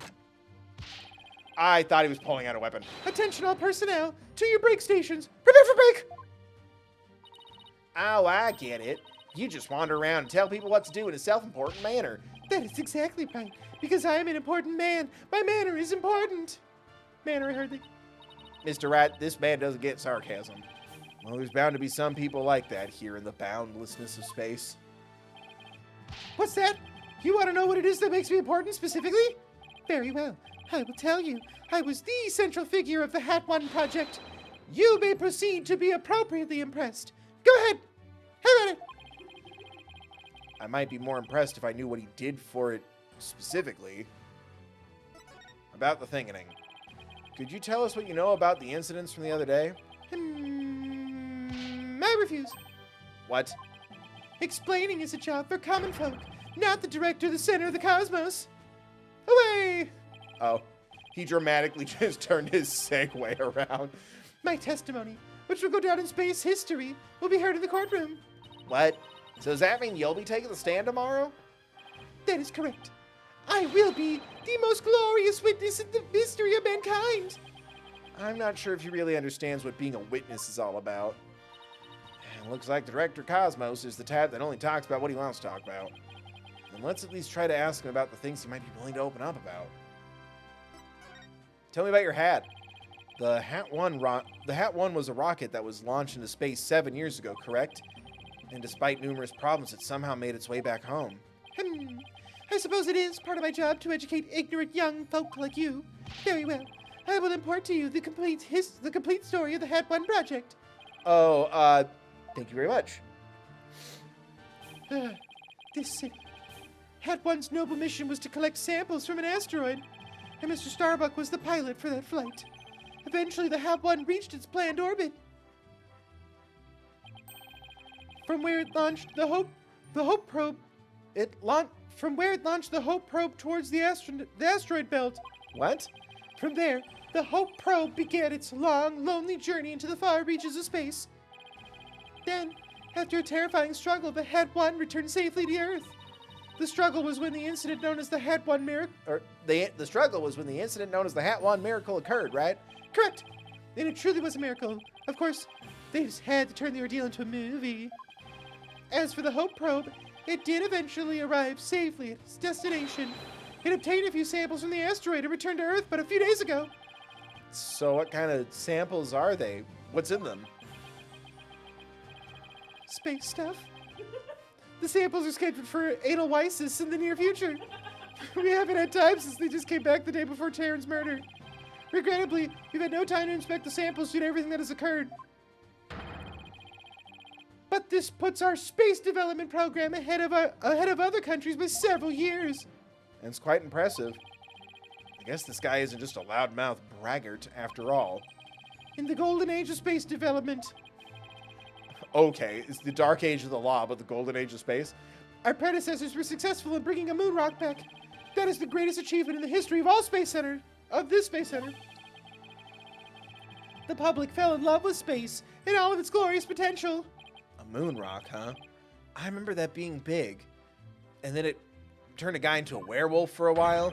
Our endeavors with the moon rock live on in our work with those asteroid samples. I wanted to bestow new hopes and dreams for the future upon mankind once again. That is my mission, as the man who stands at the center of the cosmos. I hear there's lots of research into moon rocks and stardust from asteroids these days. They say the results could potentially have a huge impact on all of civilization. It's like we're in a new space race with every other country out there. What? Bite your tongue! It's not for anyone's so base. What? Bite your tongue! It's not for anything so base as money or politics. Go off. It's all for the brilliant future that awaits mankind. Ooh, excuse me.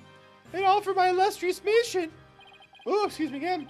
With the recent budget cuts, my staff tells me finances are tight, but I won't hear it. I guess even a space program has to watch its budget. By the way, you seem awfully knowledgeable about this kind of thing, Athena. Huh? Well, you know, I thought I'd better brush up for the case. Is that so? Are you a nerd? You read books? Nerd. You have interests outside of your career? Nerd. Well, I will be on my way. As you can see, I am a very busy, very important man. Galactic scooter! Fire up the main engine! Max battle speed and engage! He's just like slowly going. That thing is surprisingly fast. I guess we better get going too. You bet. Let's make it so. Freaking nerd.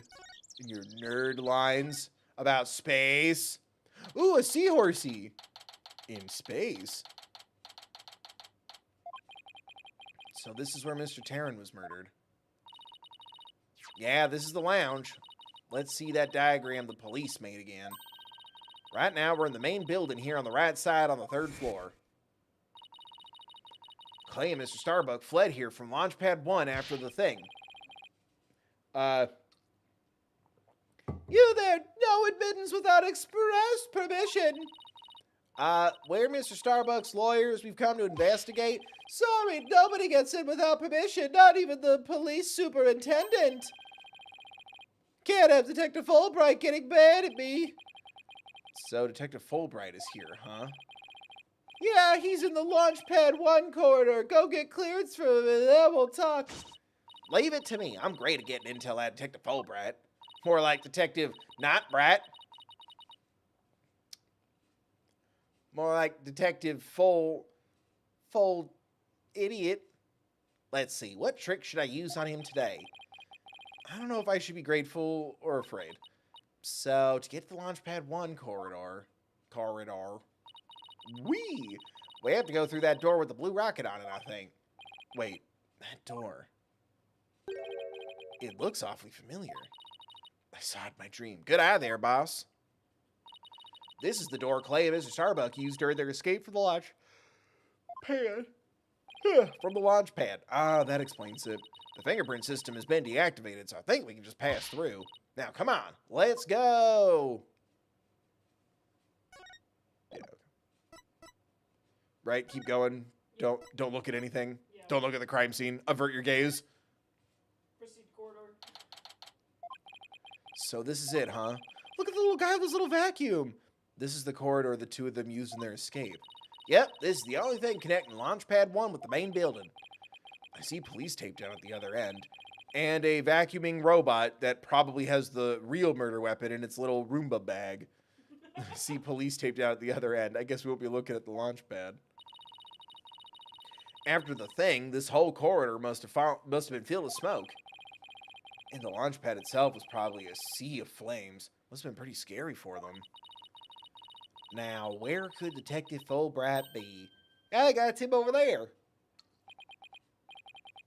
Athena switches costume and puts on a wig. I'm Detective Fulbright.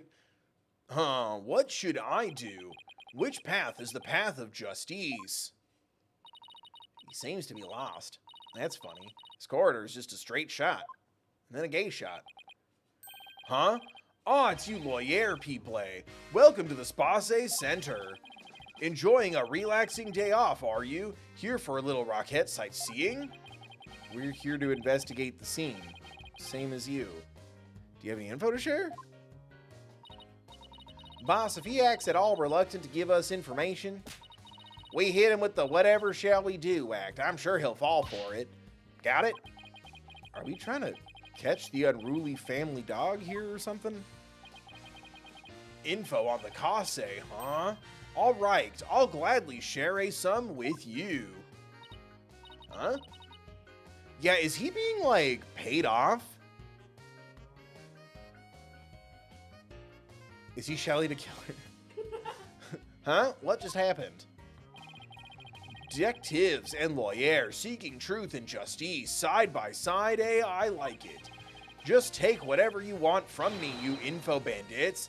I'm in a generous mood today. I don't know. There's something weird about Detective Fulbright today.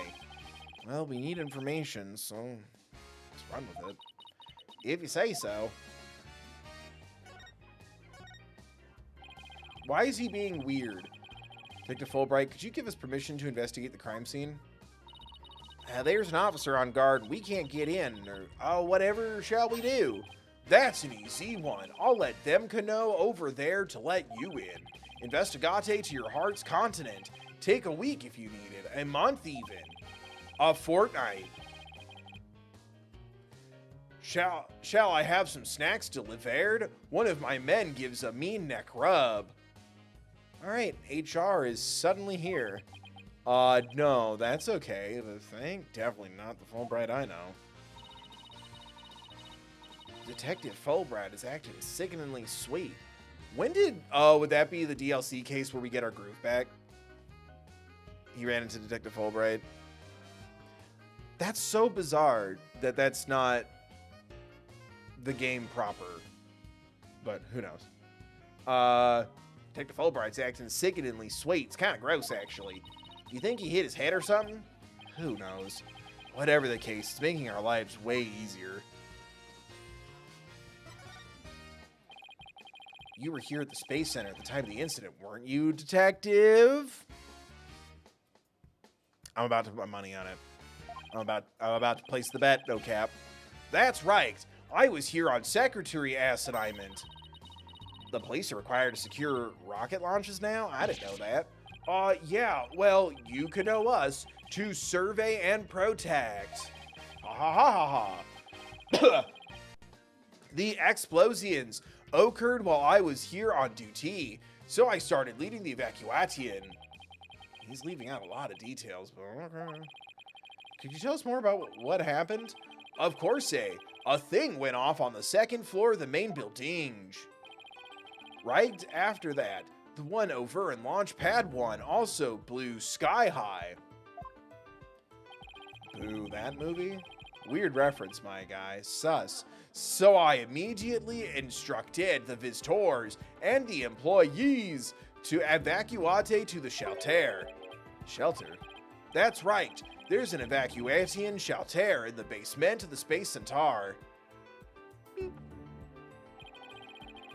It's there for accidents and emergencies and the like. So where were you when the first thing went off? I was on duty on the 4th floor. It was quite the madhouse, I tell you. The elevator wasn't working on account of the thing. And the stairs on the 2nd floor were destroyed, so we couldn't go that way. Then wasn't it impossible to get down to the basement shelter? No. We lowered an emergency ladder from a 4th floor window and escaped that way. It was a folding ladder, so it wasn't very stable, but at least it reached the ground. After I secured the ladder, I left to take another look around for any other survivors. Once everyone else got out safely, I made my way down too and headed to the shelter. Oh, God. Wow, what an ordeal. But climbing down an emergency ladder kind of sounds fun. Thank you for your answers, Detective. They were very helpful. Just a moment. I have some more information to share with you. But don't tell Prosecutor Blackquill, okay? Wow, Prosecutor Blackquill usually has you on a short leash, too. Hot. Well, never mind that. Haha, I thought you should know that there was a witness. What? Could you tell us more about this witness? Sure thing. The witness was a Space Centaur employee who was on the 4th floor. While she was climbing down, she looked through a window into the 3rd floor lounge. So she was looking into the crime scene from the outside? That's right. It was just a matter of chance that she saw something important. Now that I know what she saw exitly yet, though. Not that I know, my bad. I'm reading bad. You don't. That's the most important thing of all. Ha ha ha, don't you worry. I'll get around to interviewing her soon enough. She should still be somewhere here in the Space Centaur. You might even run into her. 4th floor employee, huh? Alright. Thanks for the info, Detective Fulbright.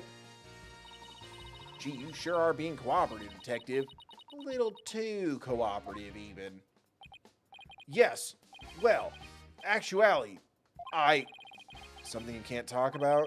Yes, something like that. Anyway, never mind. Don't worry about me. Bye. Well, I'll be on my way now. Okay, well, they addressed it pretty quick, so maybe he's not like the big bad, but he did something wrong, at the very least. What was that all about? Something is definitely going on. I'm gonna get it out of him the next time I see him. Okay. I'm not so sure he'll talk about it, though. Well, we have permission to investigate now. Let's head back to the boarding lounge.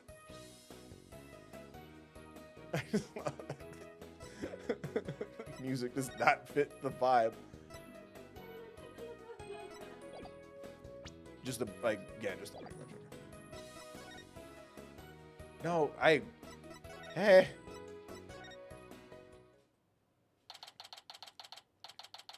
It's a space seahorse. Help. I'm not part of the attractions. Help. Help.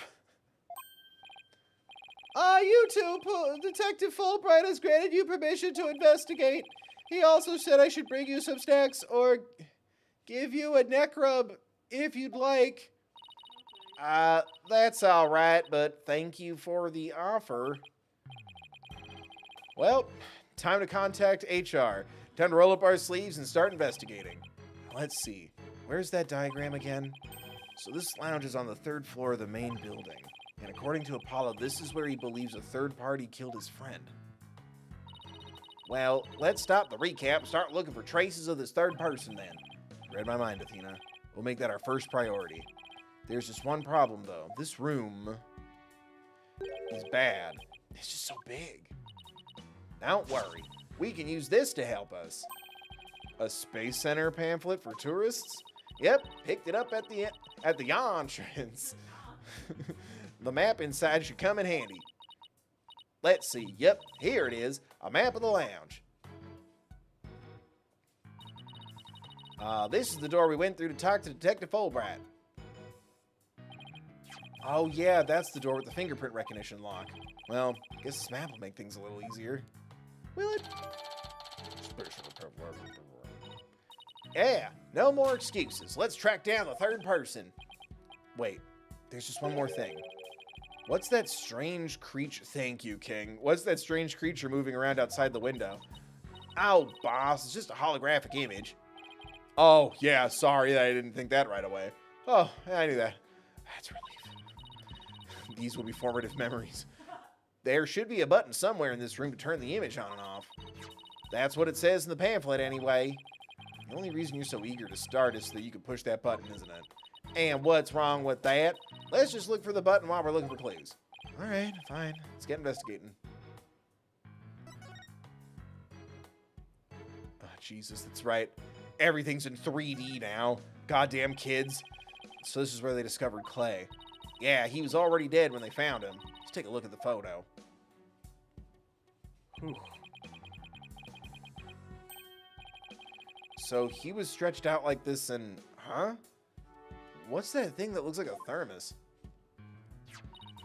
Oh, and you just want your soup to be cold in space? That's the thing that Prosecutor Blackwell mentioned when I was in court with Apollo. He said that it contains asteroid samples. Oh, right. Director Cosmos mentioned something about that too, didn't he? That they were brought back only 5 days ago by the probe that the Hat 1 launched. I wonder what they look like. Do you think they'll let us see? I'll just bring it up in court and they'll have to let us look. Let's think about that after we solve the case, okay? Ah. Ooh, a thing. Whoa. There's some kind of panel with 2 buttons on it here. Just push it. That's the invariable principle of buttons. There are such things as buttons left unpushed. Oh, it turns off the little thing. Hey, that giant holographic image disappeared. Yeah, though that side of the wall seems kind of barren without it now. Still, let's see if we can't find anything new with the image off. Oh, is that a factor? Okay. Should I turn it back on for now or no? You can keep it off right now, I think. Okay. These are apparently oxygen capsules. They're for recovery after a training session. I wonder if they could change your voice. Test in, 1, 2, 3. Huh. Huh. It didn't do a thing. I didn't do a thing there. It's not helium, Athena. It's oxygen. Crikey. Ooh, Spider-Man was here. Because it looks like a... Yeah. Hey, Mr. Rat, take a look at this. It looks like a bullet hole. Great find, Athena. It's pretty big. Whoever fired this shot must have been using a pretty large gun. You think so? Based on my experience, I'd say this was fired from a regular pistol. Well, whatever size it was, somebody fired a gun in here, Rat. Apparently. This is an important fact. Do you see a bullet around somewhere? No, the police might have taken it, though. A bullet hole added to the court record. Let's ask Detective Fulbright about this bullet hole later. Is that it? Oh my god.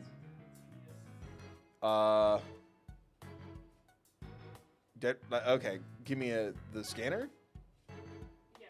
Ooh, I can zoom in on the scanner. Hand stuff. So this is the fingerprint recognition device. I guess you put your hand on this hand mark. Phoenix Wright has access. Wait, what? Why guess when you can try? Now to line my hand up with the outline. Don't, Athena. The thing is related to the case. Get your prints all over that. The next thing you know, you'll be named a suspect.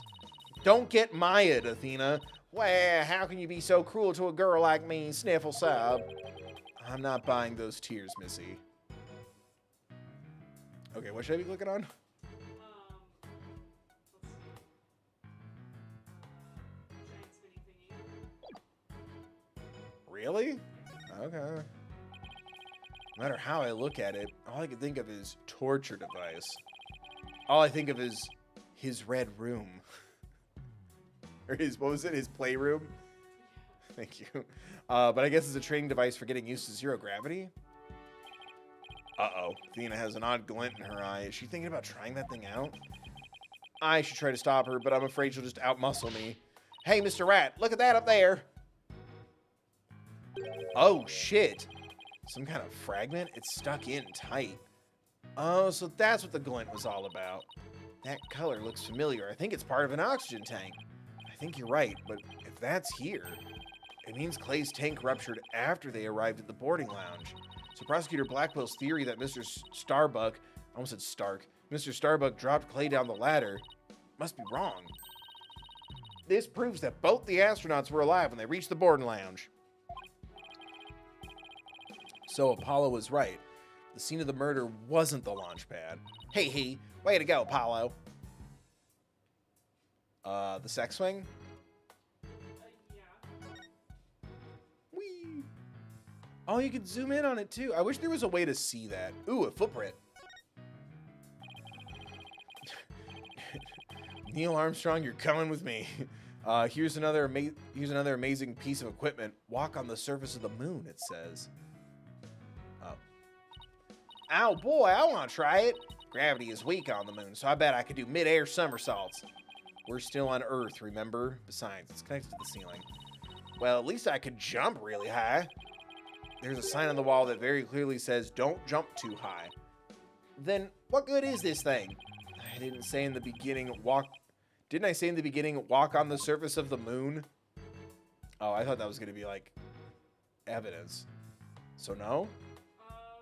Little hatch?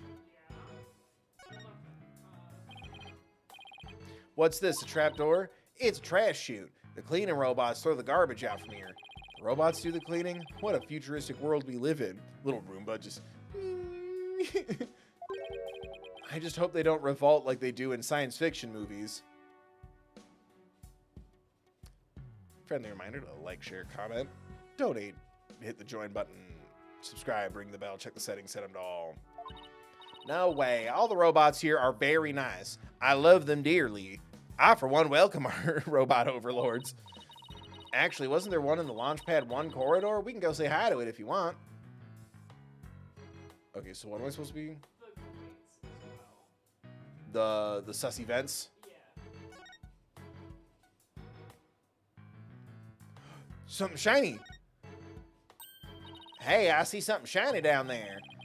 Let's take this cover off then. What's this? It looks like a metal jelly bean. Athena, is this your first day? It's really... I guess she hasn't done a case with a gun. Right? It's really small, but it's a bullet. It's only about 2 to 3 millimeters in diameter. Let's see. That would make the caliber... 10? Caliber refers to the diameter of a gun's barrel, right? Yes, but I've never heard of a .1, a 10 caliber gun before. This bullet must be for a special kind of gun. I bet if you tried firing a bullet this small with a regular size gun, it would just fall right out. Yeah, it must have been a really small gun. I wonder how the bullet ended up here. I mean, we're in the bottom left of the south door of on the south door side of the room, according to this map. That's pretty far from where Clay's body was. Maybe the police didn't think to look here. Yeah, leave it to Detective Fulbright to accidentally hand us just the card we need. Bullet. But we're gonna leave it? Alright. Bye. I thought of it, and that's all that really matters. Okay, is there anything else in this room I should be looking at? Yeah, this is a weird one. It's all 3 doors. Just start talking to the doors? Yeah, I guess. 3. Oh, 1, 2, 3. Got it. So it looks like there are 3 doors that lead in and out of this room. Well, let's check. Drum roll, please. Ta-da! The Space Center pamphlet. We're here at this place that says Board Lounge 1. Here, this is going to be really important. Here are the 3 doors. Let's call them Lefty, Righty, and Downy. As in Robert Jr. People usually say west, east, and south in a case like this, you know? Details, details. Anyway, take a look at the west door. That door with the rocket icon leads to Launchpad 1. I know, because it says here on the map, Launchpad 1 corridor. So that's where we were with the detective. It was filled with smoke after the thing. Right. Next up, the right-hand side of the map, or east in your world. Munchkin Land. That's the door with the satellite dish icon to signify communication, aka the control room. Yep, it definitely says control room. Looks like it has another door on the opposite side. They communicate and exchange information with rockets and probes in space from there. So it's the center of the Space Center. Space Center, if you will. Does everybody start to talk like Director Cosmos after they've been here a while? But it seems that they built a new command center on the 6th floor. That's what they used for the Hat 2 mission, so this control room was empty at the time. I've always wanted to see the inside of a mission control room, and since we're here, I'd love to do that too, but it doesn't look like we'll be able to. They want to keep curious kids like you out. So the door is protected with fingerprint recognition. Only the director can get through. With that much security, I'm definitely not the one they're looking to keep out, Athena. So apparently the lock is also hooked up to a backup generator in case of emergencies. Backup generator, hardly. Oh, I'm sitting bad. What's that, chat? You like this shirt? You want to buy it? You can at thethirdbill.com. Comes in across the chest and tiny little pocket boy version. And $1 for every sale goes to the Trevor Project. And that's year round. Control room door lock added to the corporate. Okay, what about the last door? This is lower door. Oh, excuse me. South door. At least the elevators. This is the door we came through when we entered the room, right? And of course, there was no fingerprint recognition device, so it's open to anyone. The elevators weren't working at the time due to the explosion. Well, that's about it for the 3 musketeers of the board lounge. Nice. Thanks. Understanding the layout of the lounge should help us understand the case.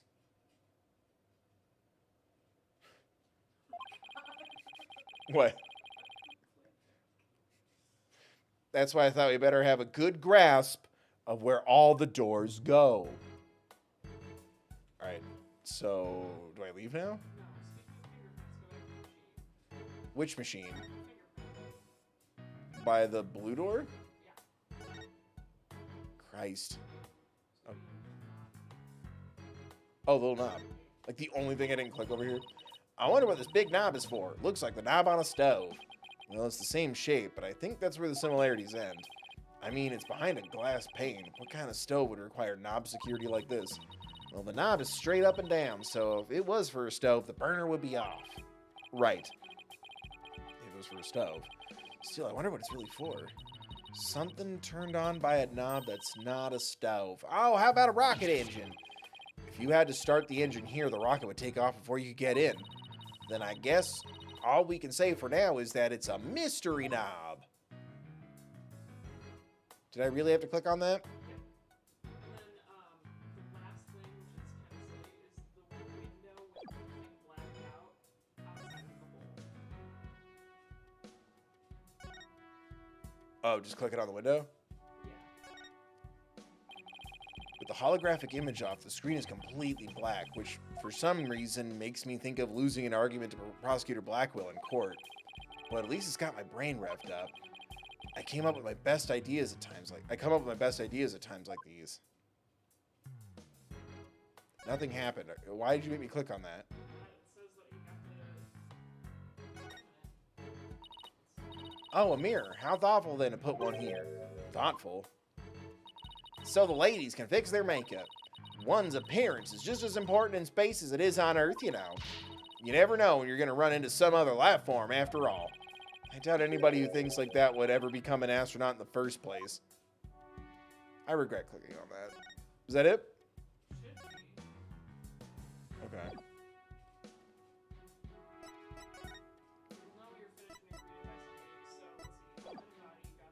Mm-hmm. Uh-huh. All 3 doors in the room. Fingerprint machine. Not the left fingerprint machine. Wrote in the recess underneath. I went to double check and now I'm replaying the whole door talk. No. It's fine. It's fine. Stuck in a time loop, AMA.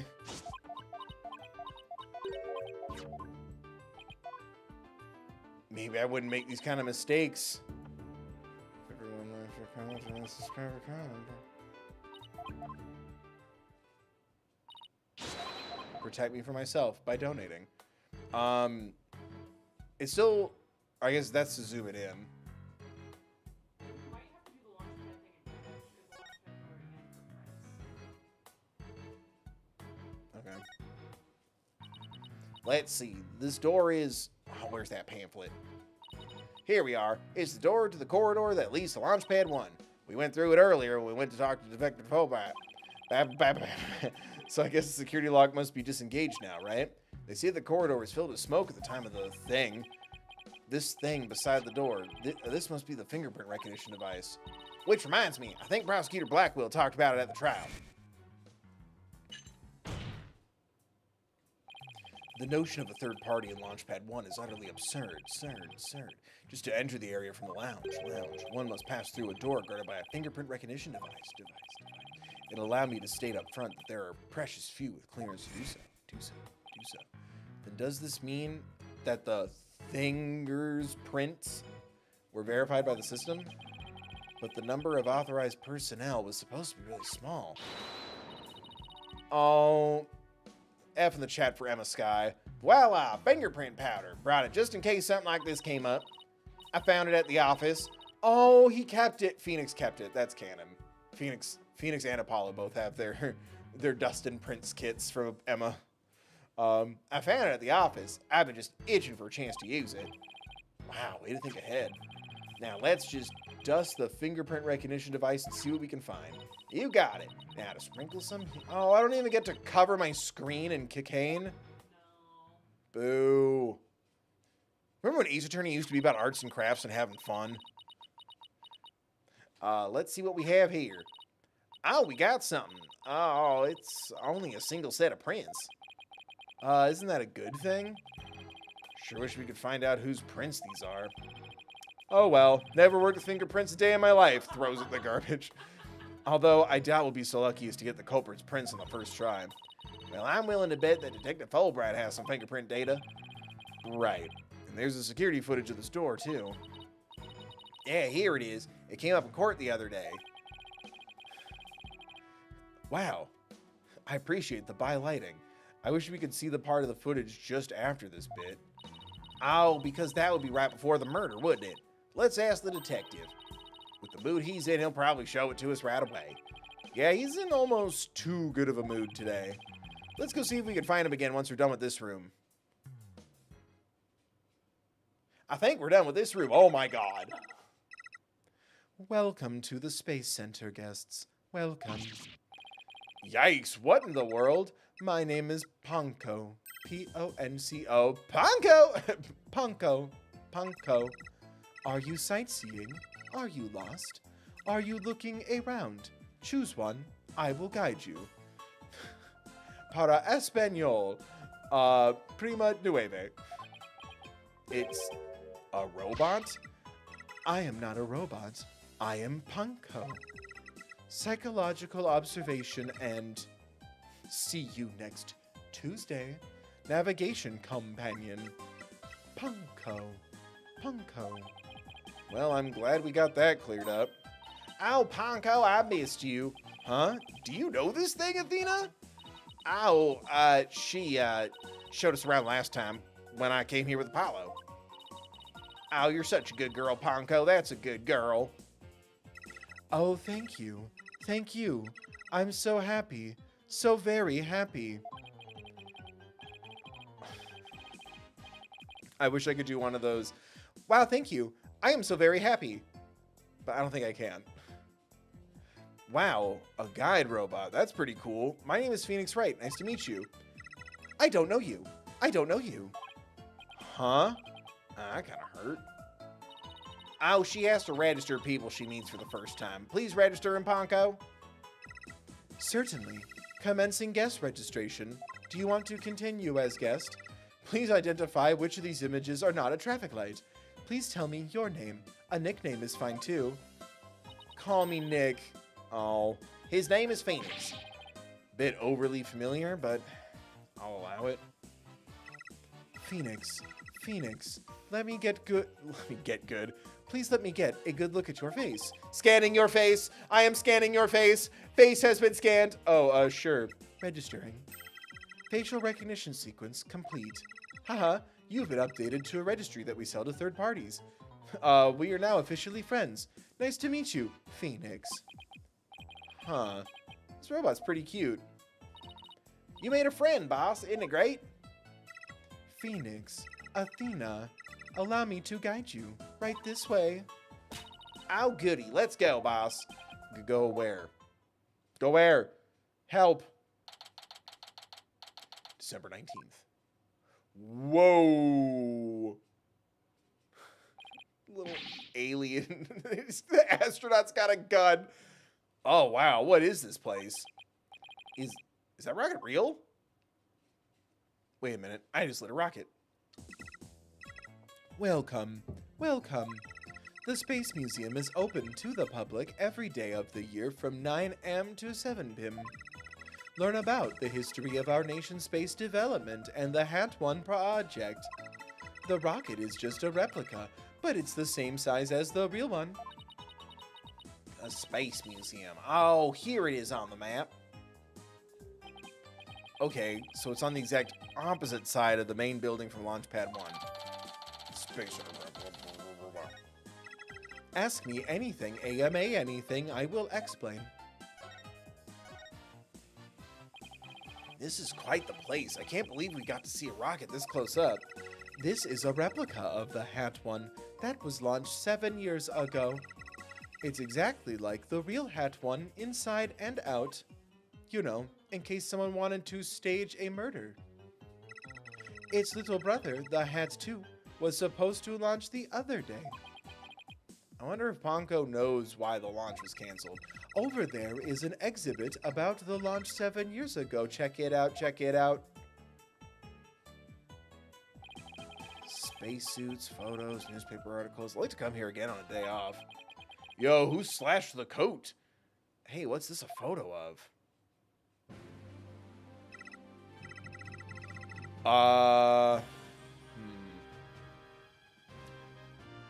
Wood.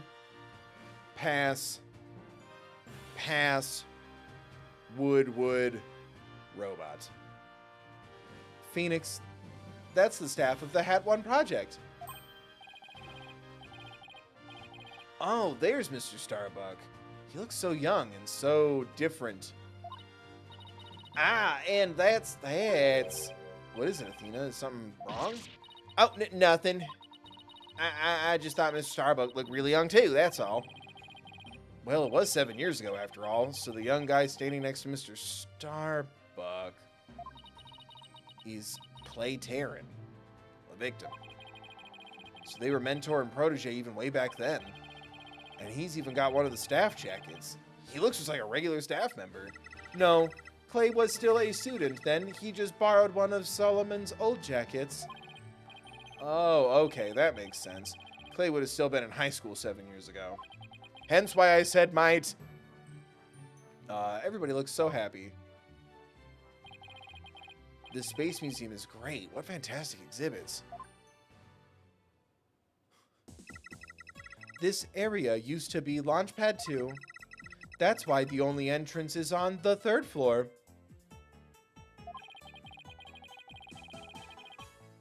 Yeah, so it's all going to be in reverse. Wouldn't it be better if they just made a new ground floor entrance instead? There was talk of it, but they had to scrap their plans because of the budget cuts. Budget cuts.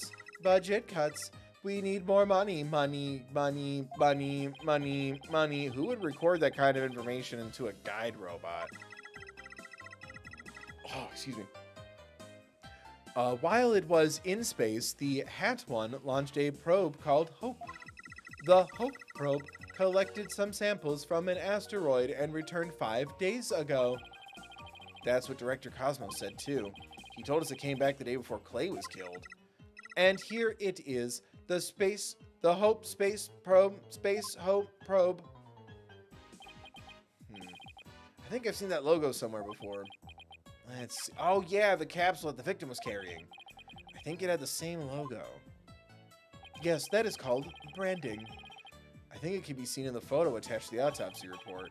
Maybe she'll give me some more info if I show it to her?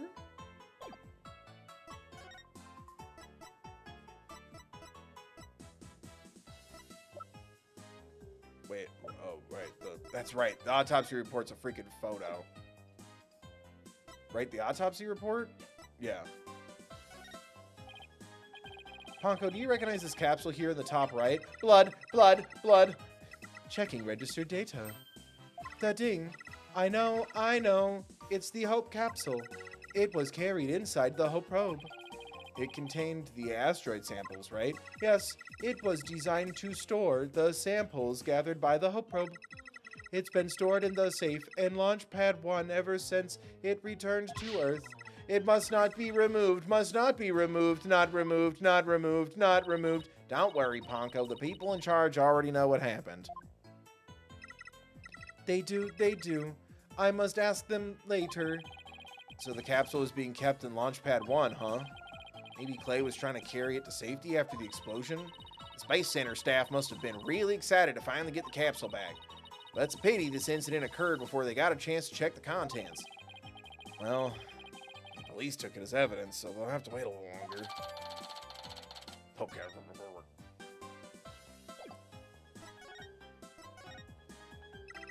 The way the Space Center launch pad is set up is real cool. Would you like me to tell you about it, would you? The setup of the launch pad? Go gentle on my spiky-haired mind. I want to know. Phoenix wants to know too. Great, now Athena's got a case of Ponko-itis. Hooray, I will tell you then. The rocket is built right inside the launch pad structure. When the rocket is complete, it's moved along with the launch pad over the rails. Beep. We observe and brought into position at the launch site. Isn't it cool? Cool. We used to have a big budget, so that's how we could build it all. Budget. It's very cool. A grand setup that suits an important place like the Space Center. I guess everyone's hoping for a bigger budget next year, myself included. Me too. Like, share, comment, donate, subscribe, join to be a member. That's how I pay for games. We're on a budget, kiddos. A lot of people suggest me games that are full price. And some games I want to stream are full price. Help. Inflation in the industry. I'm guessing the whole thing is operated from the control room, huh? That it is, but it can also be operated from the new command center too. Either way, the safety lock in the boarding lounge has to be disengaged. I guess before a big move like that can be carried out, there are all kinds of procedures. I would love to see the launch pad being moved. When's the next one scheduled for? Searching data. All future plans have been put on hold. Because of the thingening and the murder, I'll bet, which is perfectly understandable. Well, when was the last time it was moved? Searching data. I'm sorry. That answer isn't in my answer database. I guess Ponko can only answer certain questions. Well, we certainly learned a lot about the Space Museum. Thank you, Ponko. You explained everything very well. I love to explain. Thank you for listening. Thank you. You two are like old friends. It's hard to believe you just met recently. Hey, it's because Ponko's so friendly. Well, what should we investigate next? Let's go find Detective Holbrow. We have things to ask him about. Let's see, the security footage, the fingerprint data. Okay, then let's go back to the Launchpad 1 corridor. Bye, Ponko. See you later. Come again. Budget. Don't forget to visit the gift shop at thethirdbill.com. Poor Ponko. What a Dickensian life we're all forced to lead. Hey, hate the game, not the player.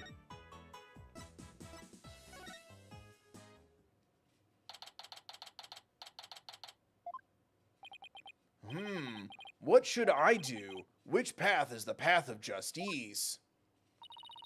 Has he been asked to do something fucked up? There's Detective Holbrow. He seems to be lost, even though it's a straight corridor. Let's hope he's still in a cooperative mood as well, then. If he doesn't cooperate, then I'll just have to use my powers on him. You mean the lady in distress bit? So did I just present shit to him? Or no, there we go. We found a bullet hole in the wall at the crime scene. You did? Our team found that too. It was Detective Arme who fired the bullet. Detective Arm? That's right. A warning shot for the defendant. Was it really such a high-threat situation that she needed to do that? I'm afraid I don't know the details. What with Detective Arm gone and all. But I thought they were two people who discovered the crime scene together. We already know Detective Cosmos will testify, so tomorrow will be about what he knows. Hey, you're pretty smart. That's exactly what we're planning to serve as the main corset. hope it goes down easy. Detective, we'd like to run a comparison on some prints we found in the boarding lounge. Ah, yes. I just happen to have compiled the print data of everyone related to this case. I could always make another copy for myself, so it's all yours. Consider it a gift. This is quite a bit of data. Well, when I said everyone, I meant it. Prosecutor Black Quill said to dig deep, so that's what I did. It sure took a wheel, though. Wow, he got Apollo's and my prints. And someone named the Third Bill. Even got prints for all the robots. I guess when Blackwell started to dig deep, Fulbright didn't bother to ask how deep. Ah, Clay's fingerprints are here too. I personally removed his glove during the investigation. We had to get his fingerprints together. I still can't believe you took off his glove to get his fingerprints. Yeah, well, you can't blame me for thinking they're important to the case. There are lots of doers that require fingerprint verification in the lounge. So depending on whose prints we find, it can completely change the teed. I have too much fun with that. The teed for both seeds. Makes sense. After all, the culprit's prints did get them past the fingerprint lock somehow. Oh, and take this picture. It might come in handy. Thank you. Good one. Isn't this just a photo of the Launchpad 1 door? Yup, but Prosecutor Blackwell seemed really interested in it for some reason. Huh? What's so important about this door? Beats me, but boy, could you see the gears in his head going into hyperdrive. Excuse me. Sounds like it's going to be a major point of contention tomorrow. Hey, don't forget about the print comparison, boss. Right. Detective Fulbright, do you think you could run the test for us now? Pretty please? You just leave it to me. In justice we trust.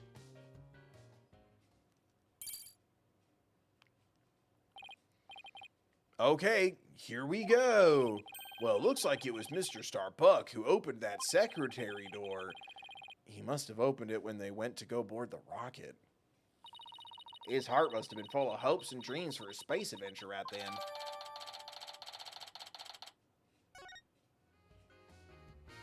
Is that it?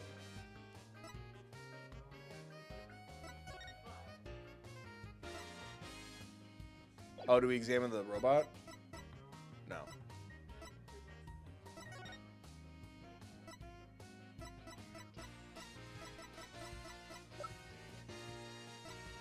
The bullet? Keep it to ourselves. The capsule? What am I presenting to him? You mean security camera video? Thank you.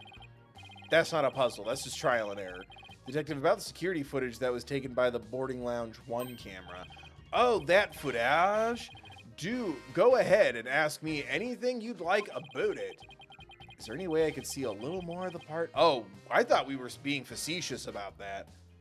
Gee, if only we could see more of this. Okay. Is there any way we could see a little more of the part just after this? Easy as P. I'd be glad to show you. Here we go. Bum, bum, ba, ba, ba. Huh? The screen went blank. Yes, apparently the after effects of the thing damaged the wires. So there's no footage after this point, ha ha ha. Why didn't you just say so from the beginning? That's good to know, though. Something definitely seems to be up with you, Detective. You're unusually cooperative. Well, I just figure if we work together, it's much better. Like Hamtaro. We'll get that much closer to justice, right? But it seems like something's really been bothering you. You don't have some ulterior motive, do you? What? I don't know what you're talking about. I would never do anything like that.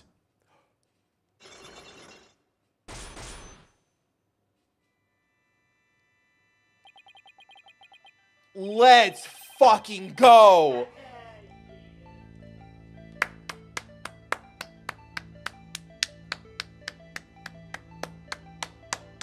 We're back, baby. We're back. All that's left is Miles Hedgeworth walks out holding it. You forgot something, Phoenix. The psycho locks are everywhere. And then they kiss. Let's fucking go, gamers. Good. As I'm losing it. As they should. Oh. Mwah. It's been a while, but those are definitely Cyclocks. Huh? Did you just mouth Psyched? Is there something I should be psyched about? No. Cyclock. It's a system of locks on the secret in a person's heart. Oh, I know what that is. Look at it. You're just as beautiful as the day I lost you. I can see when people are trying to hide those secrets by using the power of this Magatama. Presenting evidence can break those locks and reveal any secrets they're hiding. That was sick. I'm assuming it's in our inventory now. No, it wasn't even in the inventory. That was I want more shit like this. That was so fun. God. Mama, Mr. Wright, how much did they bilk you out for that piece of rock? If you've been swindled, I know some lawyers I could introduce you to. I'm more than capable of representing myself. Thank you very much. Have you seen a ghost? Have you seen a ghost? I have. Have you stared into the abyss? Has your girlfriend come back from the dead just to tell you that she wasn't really your girlfriend, but then turns out that your girlfriend was her twin? Huh? Has your almost girlfriend come back in the body of her younger sister and it's like super weird, but it's just nice to hear her voice because there was something there that never got to be explored because she was taken from this world too soon. She was perfect, but then it brought you to the arms of your one true love? Then you can talk to me about rocks and lawyers. It isn't some kind of fraud. Yeah! Let's go, son. Let's go. My daughter gave me this for Father's Day. Have you even eaten a necklace before? Every time I eat this, it comes back out in one piece. And they made an anime about it, except they made it into pirates. It isn't some kind of fraud. It really works. A friend gave it to me a long time ago. But I guess seeing is believing. Allow me to show you. Yu-Gi-Oh! Oh, good. I can hit it with triangle, can I? Let's see what percentage of the Magatama will reveal, shall we? Fuck yeah. This is the best. This is the best. High def Ace Attorney. Let's go. Where's Maya? Where's Pearl? Where's Edgeworth and Gumshoe? Where's Franziska? Where is everybody? Where is she? I think you're hiding something, detective. So why don't you just tell us about it? What to do? Which path is the path of justice? Detective Fulbright is really in agony. I bet this is the issue he's so torn up over. Love. Justice. I really understand what's been bothering you, detective. I truly do. Something happened that goes against your principles, isn't that right? No.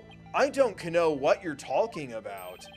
Until the thing occurred, everything was just fine. That effect. Yup. Peaceful as peaceful can be. Everyone a whistling a happy tune, as they did their job.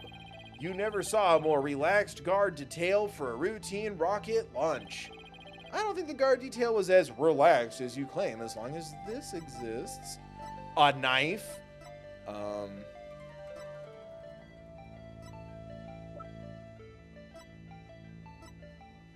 The bullet hole. The control room door lock? Oh, the capsule. Fuck. Is it the diagram indicating the shelter? The thingening report. Evacuation report. Yes. I've run out of paper. Take that! Let's go. Before the things, what was supposed to happen before here was a rocket launch. Sorry, he says lunch. And yet security was so tight they even brought in a special task force. I'd hardly describe that as a relaxed guard detail. Yes. Now hold on just one moment. The entry Natian had their eyes on this extremely important rocket lunch. That's why I was called in on special secretary detail. As versatile as you are, I can certainly believe that that's true. But I say it's very strange that this person would be part of the detail. My daughter. Candace. Yeah. Take that! Detective Arms specializes in thing cases. The fact that she was here on hand means that you people knew there was the possibility that a thingening would occur. Ah, you got me, Mr. Wright. Don't ever mock the Magatama again. Hold me back, chat. I'm about to go all out. What you can't say. All right, I concede. You win. It's just as you say. A few days before the lunch, they were warned about a potential thingening. But then the plan to lunch went ahead in spite of the treat. But why? What were they planning to do if someone got hurt or killed? Yeah, I can know. The destin to move forward wasn't exactly just, was it? How was the warning delivered? By Pone and directly to Director Cosmos. But the police department instructed everybody to keep it under wraps. It's a big thing to keep quiet about. No wonder you were so upset. But it's not only that. It's been distraught. I've been distraught about Prosecutor Black Quill as well. Juicy2, thank you for another 5. Fulbright. This sounds fake, Phoenix. My daughter's Magatama has no pathetic locks, Fulbright. Oh, God. Oh, I'm mad that I didn't think of that. I'm just mad. I've trained you well. And thank you for the donation. And remember to like, share, comment, subscribe. Consider donating or becoming a member. It's not only that, I've been distraught about Professor Blackwell as well. Prosecutor Blackwell, as his handler, I'm sure you have a lot of difficulties. That's not it. It's a question of justice. I've been wondering about why he's allowed to stand in court. I've wondered that this whole game, but I let it go because anime. The reason he's still prosecuting? Detective Fulbright, please tell us everything you know. Well, talking to you folks about it would definitely be breaking the rules. Never mind that. What are rules but things to be broken, right? Also, you insulted our religion? Is it religion if it's not based on faith? It's based on fact? You insulted us. Well, to tell you the truth, having a prisoner act as prosecutor is highly irregular. I think we guessed that much. So why is it being allowed? I've been wondering about it. So you weren't told why either, huh? No, I guess the order came from pretty high up the ladder. Yeah, it would have had to have. I should have a word with my husband about this, but Prosecutor Blackwell told me once, the hunt I've been on for the phantom of 7 years past continues even still. 7 years past? Phantom, huh? He's phantom. Christ, it's a ghost prosecutor, and not one of the friendly variety either, I gather. Is the ghost hot? That's a valid question in this universe. This phantom of 7 years past. Any idea who or what he was talking about? Not a clue, but he seems to think his phantom is behind the whole incident somehow. Wait a minute, he thinks they may be connected to this case? Yup, this case has way too many similarities to what happened 7 years ago. For starters, that case happened right here at this very Space Centaur too. And in both incidents, a treat was issued via telephone. So that's why Prosecutor Blackwell thinks this incident is the work of the Phantom. That's not the entry reason. I mean, if you want to talk about 7 years ago, that's when Prosecutor Black Will was found guilty of murder. That messy case is what started the whole dark age of the law. So you see how this phantom and Prosecutor Black Will's conviction might be related. Yeah, I can see why he'd think that. This incident in the Phantom, not to mention Blackwell's past, it's almost inconceivable that they would come to a head here. This might sound crazy, but Prosecutor Blackwell can't possibly believe Mr. Starbuck is the Phantom, right? He doesn't even play organ. I mean, he was acting kind of strange during the last trial and all. Prosecution appears to Silence. I'm not quite ready yet. Oh, that's right. He broke the chain. Yeah, I remember. I thought it was I actually have a speech, opening statement prepared. No, I doubt he thinks Mr. Starbuck is his Phantom. So I do get the feeling he thinks the defendant has ties to them, which is why he's acting so impatient. He's got a personnel grudge against Mr. Starbuck. And that's not real justice. I've always trusted in Prosecutor Blackwill's judgment until now, but this team A, I'm just so overwrought about it all. If he's lost his ability to think rationally, I'm afraid it might lead to a false conviction. Oh, okay. I've never seen Detective Fulbright so tormented. This might be why he's been so cooperative. Don't worry, it's exactly what we defense lawyers are working to prevent. I feel bad for Prosecutor Black Will, but I'm going to be rooting for your team this Team A. But don't tell him that. You have to promise me you won't. Detective Fulbright, I guess I was wrong about you. I swore to reaffirm Prosecutor Black Will and make him a valued member of society again. So I can't just sit by and watch him give in to his emotions and tear the defendant apart. You are the only ones who can stop him in court. You really care about what's best for Prosecutor Blackwell, don't you, Detective? Leave the courtroom to us. It's not like we want a guilty verdict either. Right? I was hoping you would say that. I'm really grateful to the two of you. To show my thanks, I'll give you another bit of information. It's about the eyewitness. I saw her hanging around the Space Center entrance a little while ago.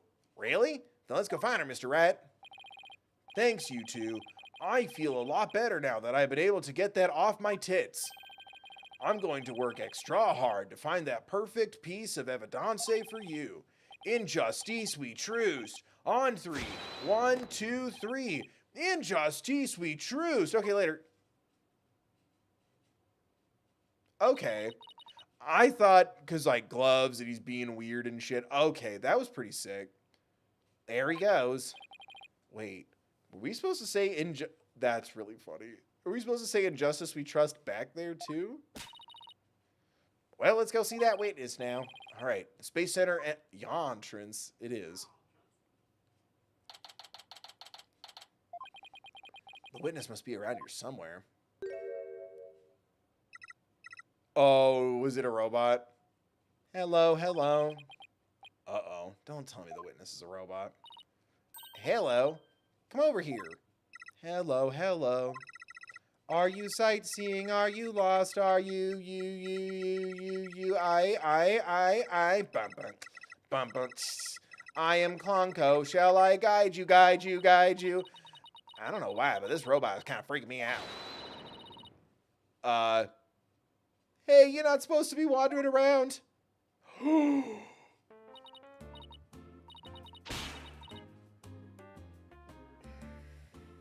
We're back. We're back. I'll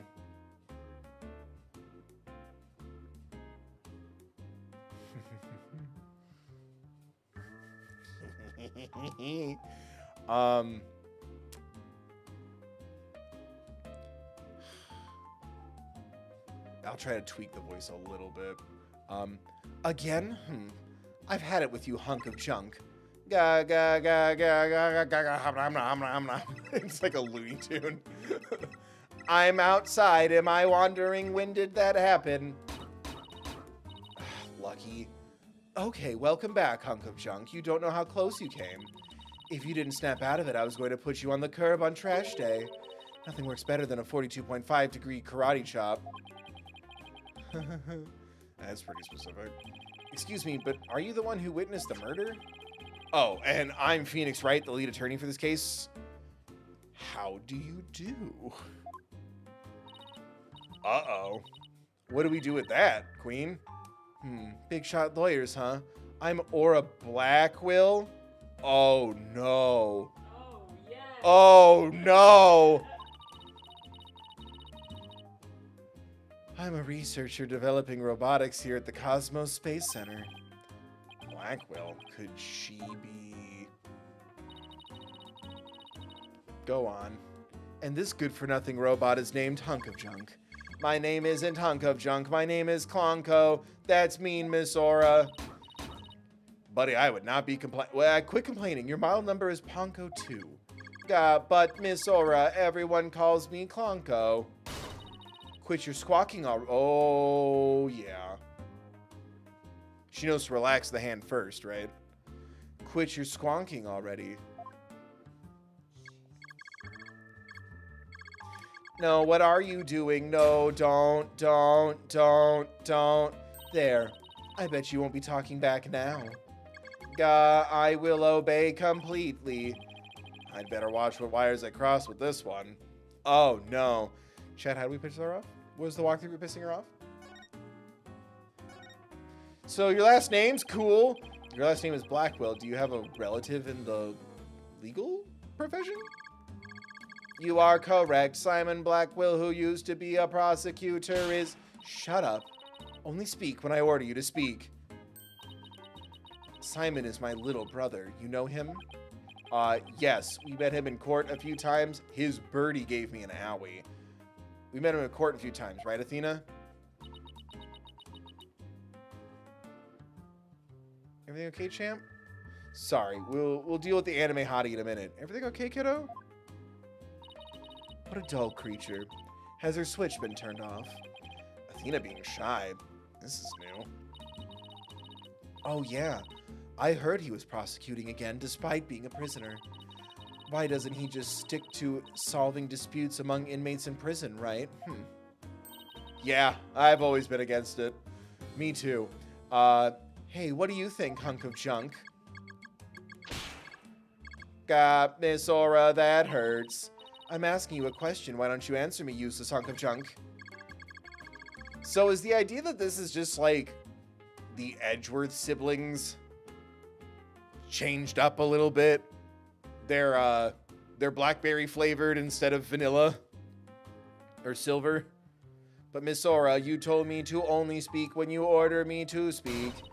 I told you never talk back to me. You're worth more as scrap. Robot abuse, hawk attacks, Blackwell family life must sure be interesting. Well, do you have any other questions? Wait, of course you do. You're a lawyer. It's not like I'm on Simon's side or anything. I just want to get this over with. So, how's it going? So, you're the person who witnessed the incident? That's right. I was on the 4th floor of the main building, in the robotics lab. Oh, hot. And she has a job? The thing disabled the elevators, so I lowered my emergency ladder like the detective leading the evacuation told me to. But it was such a pain. Why couldn't they have used the ladders in the other rooms? Must have been a very troubling experience. Probably best to just humor her here. Then as I passed by the 3rd floor boarding lounge 1 window on my way down, I saw the crime as it happened. And yes, that's about it. So you saw the crime as it happened and that's about it? I see. Wait, what? You saw it being committed? This is no time to just nod and repeat. So you saw it? You saw into the 3rd floor lounge. The very scene of the crime. That's right. There's a small window on the right-hand side of the room. I looked through that from the outside. The room was pitch black, but I saw a shady figure holding a lighter in their left hand. And a knife in their right. That must have been the culprit. Did you see who the person was? Of course not. The power was out on that floor then. There was only that tiny window. I see. But you did witness the moment of the murder? Yes, I saw the figure with the lighter raise their knife, and it happened at precisely 10 a.m. Did you witness anything else? Did the killer have any distinguishing features? I already told you it was pitch black in there, although I did notice that the lighter the person had in their left hand had a pretty ornament on it. It looked like a planet. It was blue, like a little Earth emblem. They had good taste in knickknacks anyway. An Earth emblem on the lighter. I'm gonna remember that. I also need a photo of the two of us together to attach to the statement.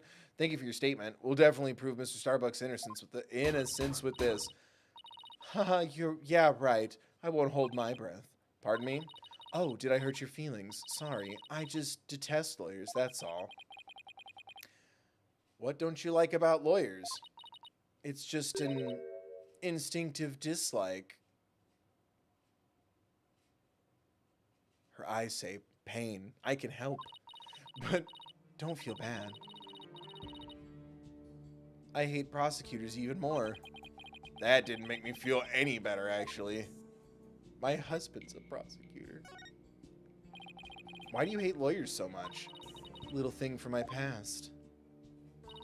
The whole legal system is meaningless in the first place. I certainly don't agree. I mean, people are imperfect. They lie, they're influenced by silly emotions. You can't expect such imperfect creatures to uphold a reasonable system of law. I like robots much better, even sad sacks like this one.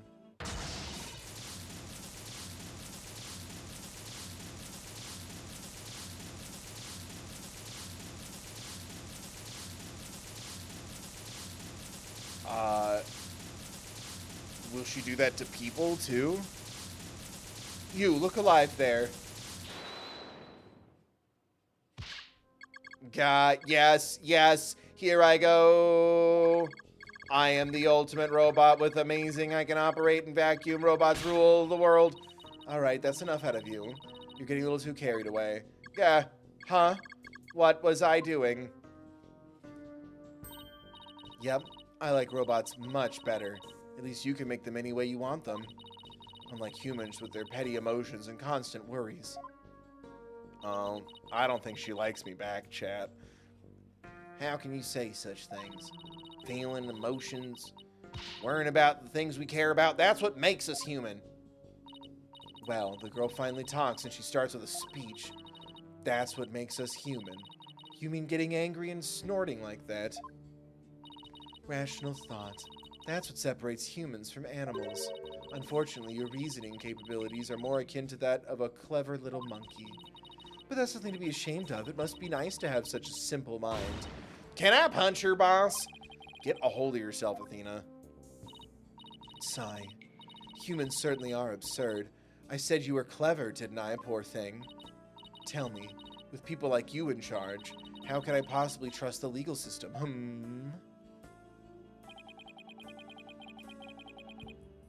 I want to figure out how to make you happy. I want to please you. I want to be good at it, bad at it. So she distrusts not only lawyers and prosecutors, but the whole legal system. What in the world happened to this woman to make her so bitter? Even if somebody important to me was killed, I would never wish to see their killer brought to trial, because I'd much rather kill them myself. Oh no, is she a baddie hottie? Oh shit. And there was a bullet hole in the window. Chat, help. Oh no. Chat, I can't go through this again. Because I'd much rather kill them myself. You can't be serious. That thing you're wearing around your neck. This. Around Athena's neck. Does she mean widget? Oh, I get it. Well. Her Royal Highness has returned at last to her castle?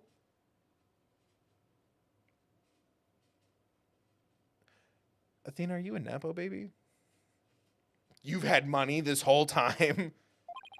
Her royal what? She's talking about Athena? By the way, I heard the rumors. Our director is going to be the star witness in court tomorrow, right? Director Cosmo? Yeah, that's right. You poor things. You better be careful. That old man is a big liar and a huge braggart. Haha, I've been saying braggart my whole life. What a normal word to say, Queen. What? He might seem like a bigwig, but the center has all kinds of problems. He has a lot of skeletons in his closet. But it's your They know what they're doing, right? Chat, cover your eyes. They know what they're doing, right? But it's your problem, so why should I care? What? That's it? No friendly tips? No good luck, guys? Just splendid. I'll leave you to your woes. Come on, hunk of junk. I miss her. It's sad to me that she doesn't believe in our legal system anymore. She must have had a very bad experience to make her feel that way. Are you alright, Athena? You seem very down. I just can't believe she said all those things. Wow, she's really upset. Has she been trying not to let it show all this time? Well, I guess it's not all that surprising. You hear about fabricated evidence and false indictments on the news all the time. You mean that whole dark age of the law nonsense? I'm so sick of hearing about that. Well, all we can do is believe in what we're doing. Yeah, you're right, boss. I agree. Maybe it's time we went back to see Mr. Starbuck. Good idea. We should tell him about the bullet in Mr. Blackwell's statement. All right, then. Next stop, the detention center. Is this a full case? Yeah. Wow.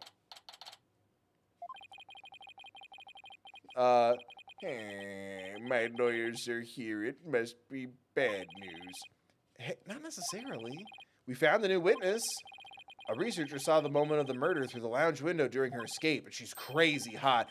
Really? So they're going to let me go? Unfortunately, it was dark, and she could identify the person. I should have known. My stars never align just right, too. But we got a lead, too, Mr. Starbuck. The murder had a lighter with an Earth emblem on it. A lighter with an Earth emblem? Oh. Did you remember something? I loaned my lighter to someone. Yep, I sure did. Just a little bit, though. Anything at all would be a help, so please, tell us what you remembered. I thought I was unconscious the whole time. But now I remember I woke up for a few brief moments. That's huge. Do you remember seeing anything? A lighter. I saw the flame of a lighter floating in the darkness. Good. What else did you see? What was nearby? It was definitely the boarding lounge, so it must have been after Clay carried me there. In the light from the flame, I saw a dark shadow flickering. A dark shadow? That must have been the third party we've been looking for. Thank you, Mr. Starbuck. You've been more help than you know. If we can prove that there was this third person at the scene and that they are the real killer, you'll be cleared of all suspicion. The key will be whether or not we can identify the third person in court tomorrow. At least we have something to go on now, and that's a big plus. Should probably tidy the evidence up a bit before someone mistakes me for a hoarder. Hardly. Irrelevant evidence, tidied up. Now that we have a glimmer of hope, I'm suddenly starving. Let's get burger ramen. Why don't we go back to the office and treat ourselves to a big celebration in advance?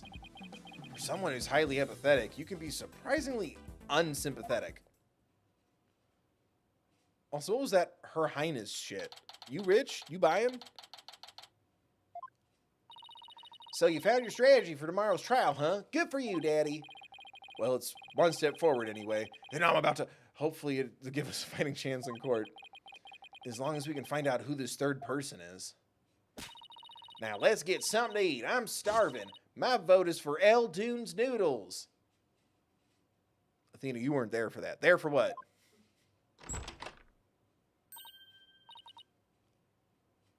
Oh, Apollo. You want to get some noodles, buddy? What are you doing here? I didn't think the clinic was ready to release you yet. My wounds are fine, and I'm done lying around. Apollo, you're supposed to be in bed. Leave the case to us. We'll take it from here. Thanks, but that's not an option. Not for me. Apollo. You shouldn't underestimate your injuries, Apollo, and I don't want you overdoing it. I'm fine. I'm not in pain anymore. Besides, they just gave me an IV at the clinic. An IV isn't a cure-all, mummy man. Anyway, just tell me how the case is going. Have you guys made any progress? A suspicious figure was spotted at the scene. We think they must be the real killer. A suspicious figure, huh? Right. I thought you'd be happier than that. Oh, don't get me wrong. I'm happy. And I fully intend to see Clay's murderer apprehended. Absolutely nothing will get in the way of that. All right, buddy, let's get you some juice and off to bed. Jesus. Clay was your best friend, right, Apollo? That's right. Best friend since junior high. Sounds like me and Junie. So, what was Clay like? Well, he was full of compassion and energy, and he had a really loud voice. If the two of you did voice training together now, I bet you'd break a few windows. You know, I bet you're right. Is this gonna get real sad, chat? Seems like only yesterday. Clay was a guy who lived for his dreams. We used to talk about it a lot. He was gonna be an astronaut, and me a lawyer. And we'd talk well into the night. Even then, we never grew tired of it. Apollo, about that jacket.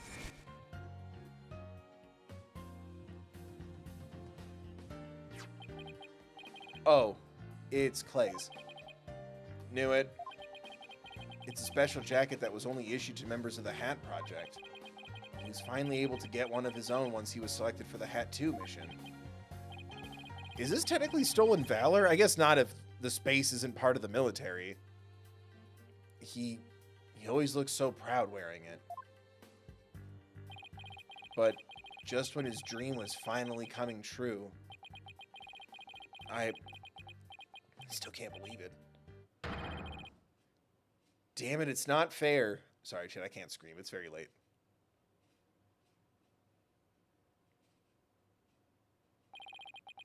Apollo, I hope you don't try to carry the burden all alone.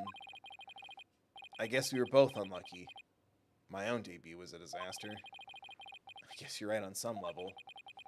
That trial a year and a half ago wasn't exactly the smoothest of starts.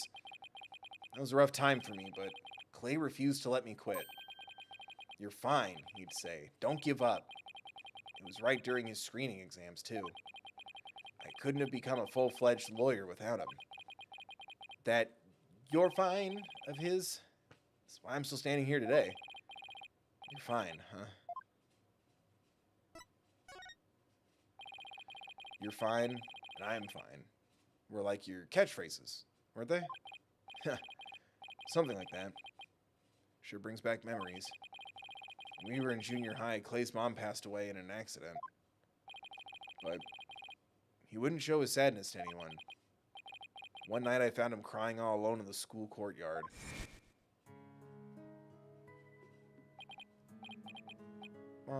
Mom. Get away, Apollo. Don't come over here. Clay, listen to me. I don't have a mother either. Huh?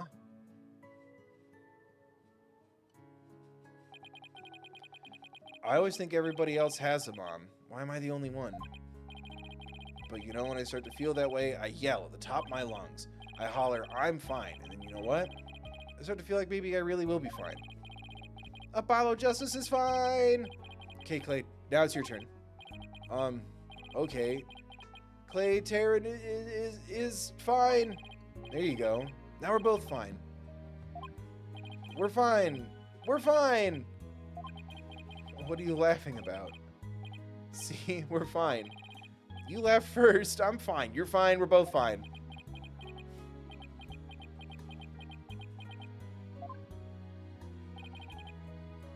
Thanks, Apollo. I really wish we could have spent time with this character first. Damn. When you say it out loud, it really starts to feel real. As long as you don't give up, you can keep on fighting. That's what we believed. As long as you don't give up. Wasn't there someone else who said something similar? If I give in to my fear, I'll never find the truth. As long as I don't give up, I can keep up the fight. Clay called Mr. Starbuck his mentor and looked up to him. I wonder if I can be a good role model for my staff like Mr. Starbuck. Sorry, Mr. Wright, but I'll be taking a leave of absence. What? Wait, what do you mean by a leave? Like ibuprofen? No, Athena, you're really serious. Can you at least give me a reason why? When I put Clay's jacket on, I swore to him that I would catch his killer myself. But that's our goal too. I agree with Athena. We should work together to find the truth. The truth, huh? It's a noble cause. But what if the truth you seek and the truth I seek turn out to be different? Is Apollo about to falsify evidence? I'm not sure I follow. What are you saying, Apollo? I'm going to catch the person responsible for taking my friend's life in my own way. Take good care of Mr. Starbuck for me. Now I must be going. Goodbye.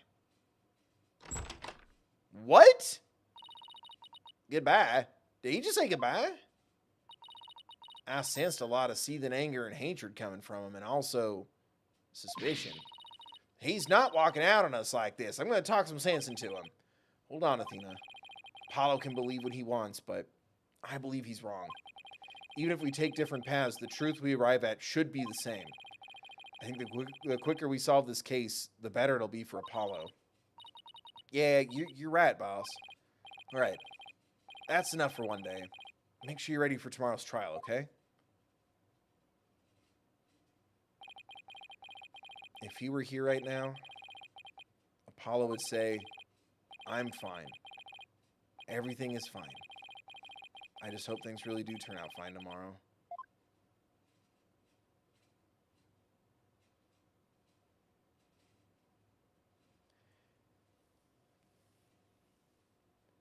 Yeah, I love the intensity, but like, gosh, I really wish we could have, even just in this game, set up more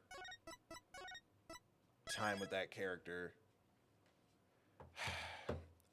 And then the full investigation will just have to be its own stream, right? Yeah, because I think there's like 80 minutes of this case left. Yeah. Would that make the next stream really short, though? Not, probably not, knowing me. It's fine. I'm fine. I really liked that. It's just, I don't want this character that's so important to this character I care so much about, or I guess I'm so invested in. I don't want him to feel like a poochie, you know? Especially because this one is sizable, but it still seems a little shorter than most cases. I kind of wish, like, maybe the opening trial, kind of a Larry Butts kind of thing, like we helped him or he was a witness or something in the tutorial case, and then we just linearly get the incident, as it were. Because I really like that. I like the stakes here. I like feeling that conflict because I don't know, I'm trying to size up where Apollo is worried that we're not going to catch the real killer and he's going to have to do it himself, his own way, off the books, be a renegade lawyer. I'm trying to connect that logic, but I do like the idea of like, if Phoenix didn't save Larry or catch Mia's killer or, you know, figure out that it was Von Karma. Like, there's so many characters that you can kind of equate that kind of relationship to, especially from the first game, that it's like, you know, if he if he didn't save Maya at the end of Justice for All, or even save Maya again from the end of Trials and Tribulations. You know what I mean? Like kind of that vindictive, scorned feeling, I guess. I like that idea. It does kind of remind me of, it does kind of feel like Godot logic a little bit. But I really like the stakes. Like it's really driving it well that it's personal. This matters to the characters. You know, he's in the hospital. It matters to us that we do this for him because he's also hurt physically as well as mentally, emotionally. It's impacting the prosecutor. Prosecutor's sister is hot. Like I'm really liking the stakes here being built up for the characters. Excuse me. I just wish that, like, kind of like with Larry Butts, I think is the best way to describe it. I wish the tutorial centered around Apollo's friend to some capacity, and then right as we would get the, oh, I saw him out at Gourd Lake, haha, I'm back, like that vibe, it's, oh, he's fucking dead. You know what I mean?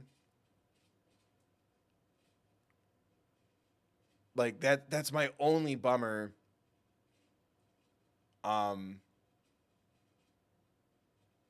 Cause it's probably the thing that like my head bumps up against the most with these games so far, with the Apollo Justice games, is I still feel like all the Apollo characters are new characters. Cause for the most part, almost everyone is. Trucy's barely been in this.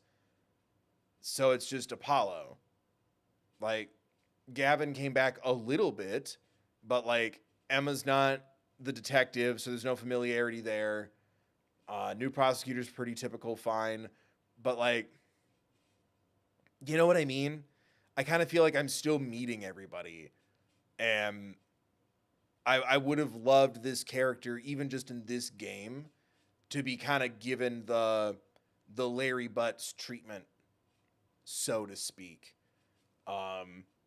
Like, we don't have to literally defend him, but like he was a witness, or he was there at the incident, or since we did so many flashback cases, let's flash back to a case that he was, he had to give, deposition for, or something so we could like see him interact more, or helping Apollo out in an investigation, or,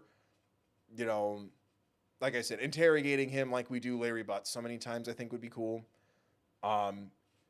Just to kind of, get to know the victims first. Exactly. Thank you, Cheyenne. Yeah, that's my only bummer is I'm like, it's that kind of, I wish we'd gotten to know this character a little bit first, which is so shocking because like they really nailed it with like Mia in the first game. Like they're really good at like quick introduction, quick exit, and high stakes give a shit. They get a bit better with it again, but this game was a bummer in that regard. I agree. Yeah, I think we needed to keep some consistency with characters at Apollo Justice Ace Attorney if we were going to add Athena. Because I'm also shocked that like this is Apollo's best friend and not Athena's, or Athena's traumatic, tragic backstory. Like I'm kind of, I feel like we're kind of still bouncing around between, and it kind of makes me appreciate and understand Phoenix Wright getting his groove back was the DLC, because I think it would be too many plates spinning at once to have something happen to Athena, something's happening to Apollo, Phoenix got his badge back. Like, you know what I mean? I think at least there was that restraint to it, but yeah, I kind of wish that we had gotten an actual Apollo Justice 2 proper with this level of character, and then Athena Sykes Ace Attorney or something, right? But I like the characters. I really like where it's going. I like, despite how obvious it is to go over the map like 50 damn times, I really like The setup so far is intriguing. The mystery is cool. And like, I don't know, because Phoenix doesn't know much about the case, I like being kind of jumbled, and I like being Phoenix again. That so far, that was a weird like highlight of the stream, was the return of the Cyclops with no setup, no warning, just bam, bam. God, that was so cool. Like it was so weirdly nostalgic for a game I last got Cyclops a year and a half ago. But I really loved that surprise little reveal. That made me super happy. And I want that kind of relationship with the Apollo Justice universe as well. And I'm hoping we can find that balance in the future. I still feel like I'm getting to know Apollo, and I feel like I don't know anyone else, because really I don't. You know? I there's no Gavin Clavier, prosecutor Gavin Clavier chooses death or whatever. Like, we're not bringing up like the characters that are missing, like they still exist. It has this weird anthology feel to it that is kind of a bummer. Especially when like fingerprints came up. I'm like, man, I really wish Emma was the detective here. Or something. I don't know. But I'm really intrigued with where it's gonna go, and I'm definitely engaged with the crossroads Apollo is at and the definitive path Phoenix is at, while also reflecting on how can I be a good mentor, and like, well, here's a moment where it's time to step up and be a good role model, a good boss, a good leader. And I don't know. Oh, it's also very distracting that Apollo and Trucy haven't talked about the fact that they're long lost siblings, but like we know that. Like, I feel like there's just so many plates spinning that it's so hard for me to like focus on something. And then when I do focus on it, I'm like, I wish we knew this guy better before he died. Like, can you imagine, like, as silly and ridiculous as Larry Butts is, that's again the only comparison I can really think of. If we started a case in the Phoenix Wright trilogy and Larry Butts is dead, like, that would have been devastating. Or at least some sort of like, we'd understand Phoenix being devastated. That was his childhood friend. We got him. He made the thinker clock, and we got him out of trouble. He then helped us, and we saved Edgeworth together. And like, there's so much history there. And that's kind of the comparison I can only really think of. And I'm like, can you imagine if then we have to find Larry Butts' murder? Like, that would 100% feel super personal. And like, we got to catch this guy, Steven. So I'm kind of hoping for that level of investment. But I'm still super into like the case as a case. I feel like I'm still getting to know literally everybody but Phoenix Wright. But I'm really enjoying how this is structured. I'm shocked. I thought this was gonna be, and I do like they sidestepped that a bit, if not completely subverted it, because there's still another case after this. I thought this was gonna be the flashback trial from Athena's nightmares / I'm assuming what happened to Black Quill. That seems to be somewhat connected or something. I thought it was gonna be like literally that, and then the final case is Phoenix Wright and Apollo Justice help Athena Sykes track down the real killer. You know what I mean? So I'm enjoying this feeling of like, here's a big character-driven emotional moment for Apollo, and I like watching it play out through Phoenix as opposed to just watching like I'm controlling Apollo, but during a cutscene he leaves. I like that helplessness. What can I really do except do my job and do it right and be a good role model for somebody? You know what I mean? I like that.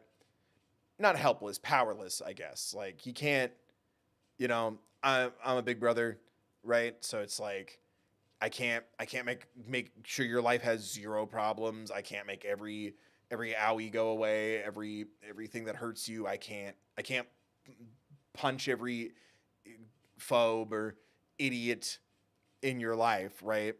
It kind of it gives you that right amount of distance. Like, I want your life to be perfect. I want you to be so happy, but like, I can't control your life, you know? So I do like that dynamic. I don't know. I'm super intrigued to see where it's going to go. I was convinced for a minute that Detective Fulbright was the killer, because it's like he was first on the scene and he looked like a real hero, and oh, there's no prints. Someone was wearing gloves, and I'm like, he's wearing gloves. Now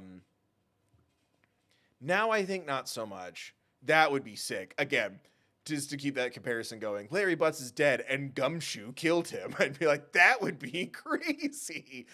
So yeah, I don't know. I'm definitely excited to see where this is going, and not like for the characters, but also just like the case itself is super interesting, and I like, at least as far as I've played six. I've played 6 Ace Attorney games at this point. I like how this is different. You know, like it kind of keeps me on my toes. Like I feel like I said, like Phoenix or the judge or even the prosecution to a certain degree. Like, I know how this is supposed to go. So seeing, you know, you start as Apollo and now you're not, like, now it's suddenly Phoenix's case. Apollo's just leaving. Like, isn't this the part where we go one for all and all for one and have some ramen flavored burgers? Like, I like how it's kind of doing its own thing along the tracks of trial investigation, trial investigation, trial investigation. You know what I mean?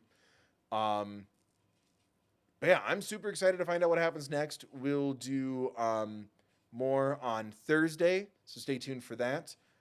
Same time, same place. Thank you everyone for hanging out. Thank you for I don't know, clicking, watching, spending your time. Thank you, Choose You Two, for donating tonight. And yeah, remember to like and share and comment, subscribe, and ring the bell. Check the settings, set them to all, so you're just notified when I'm going live. No one makes you do anything, but at least you're getting told when I'm doing stuff.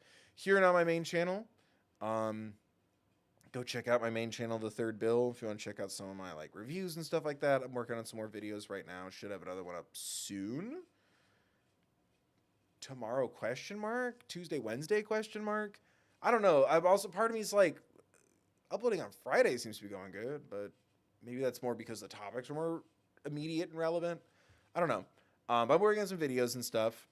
And we'll be back for more streaming. Apollo Justice. I feel like it was supposed to be. Phoenix Wright Ace Attorney Dual Destinies will continue on Thursday. And yeah, I hope you enjoyed the stream. Hope to see you next time I upload or go live. Links in the description as always, next to my P.O. Box, merch store, and all that crap. There's a card in the description, just like all my videos and streams, for social awareness, mental health, crisis lines, Trevor Project, things like that. Should you or some, you don't need them. I hope you enjoyed the stream. Thank you again for watching and hanging out. And yeah, hope to see you next time I upload or go live. I hope everyone's staying safe. Please be safe. Be mindful of others. Remember to take care of yourselves, please.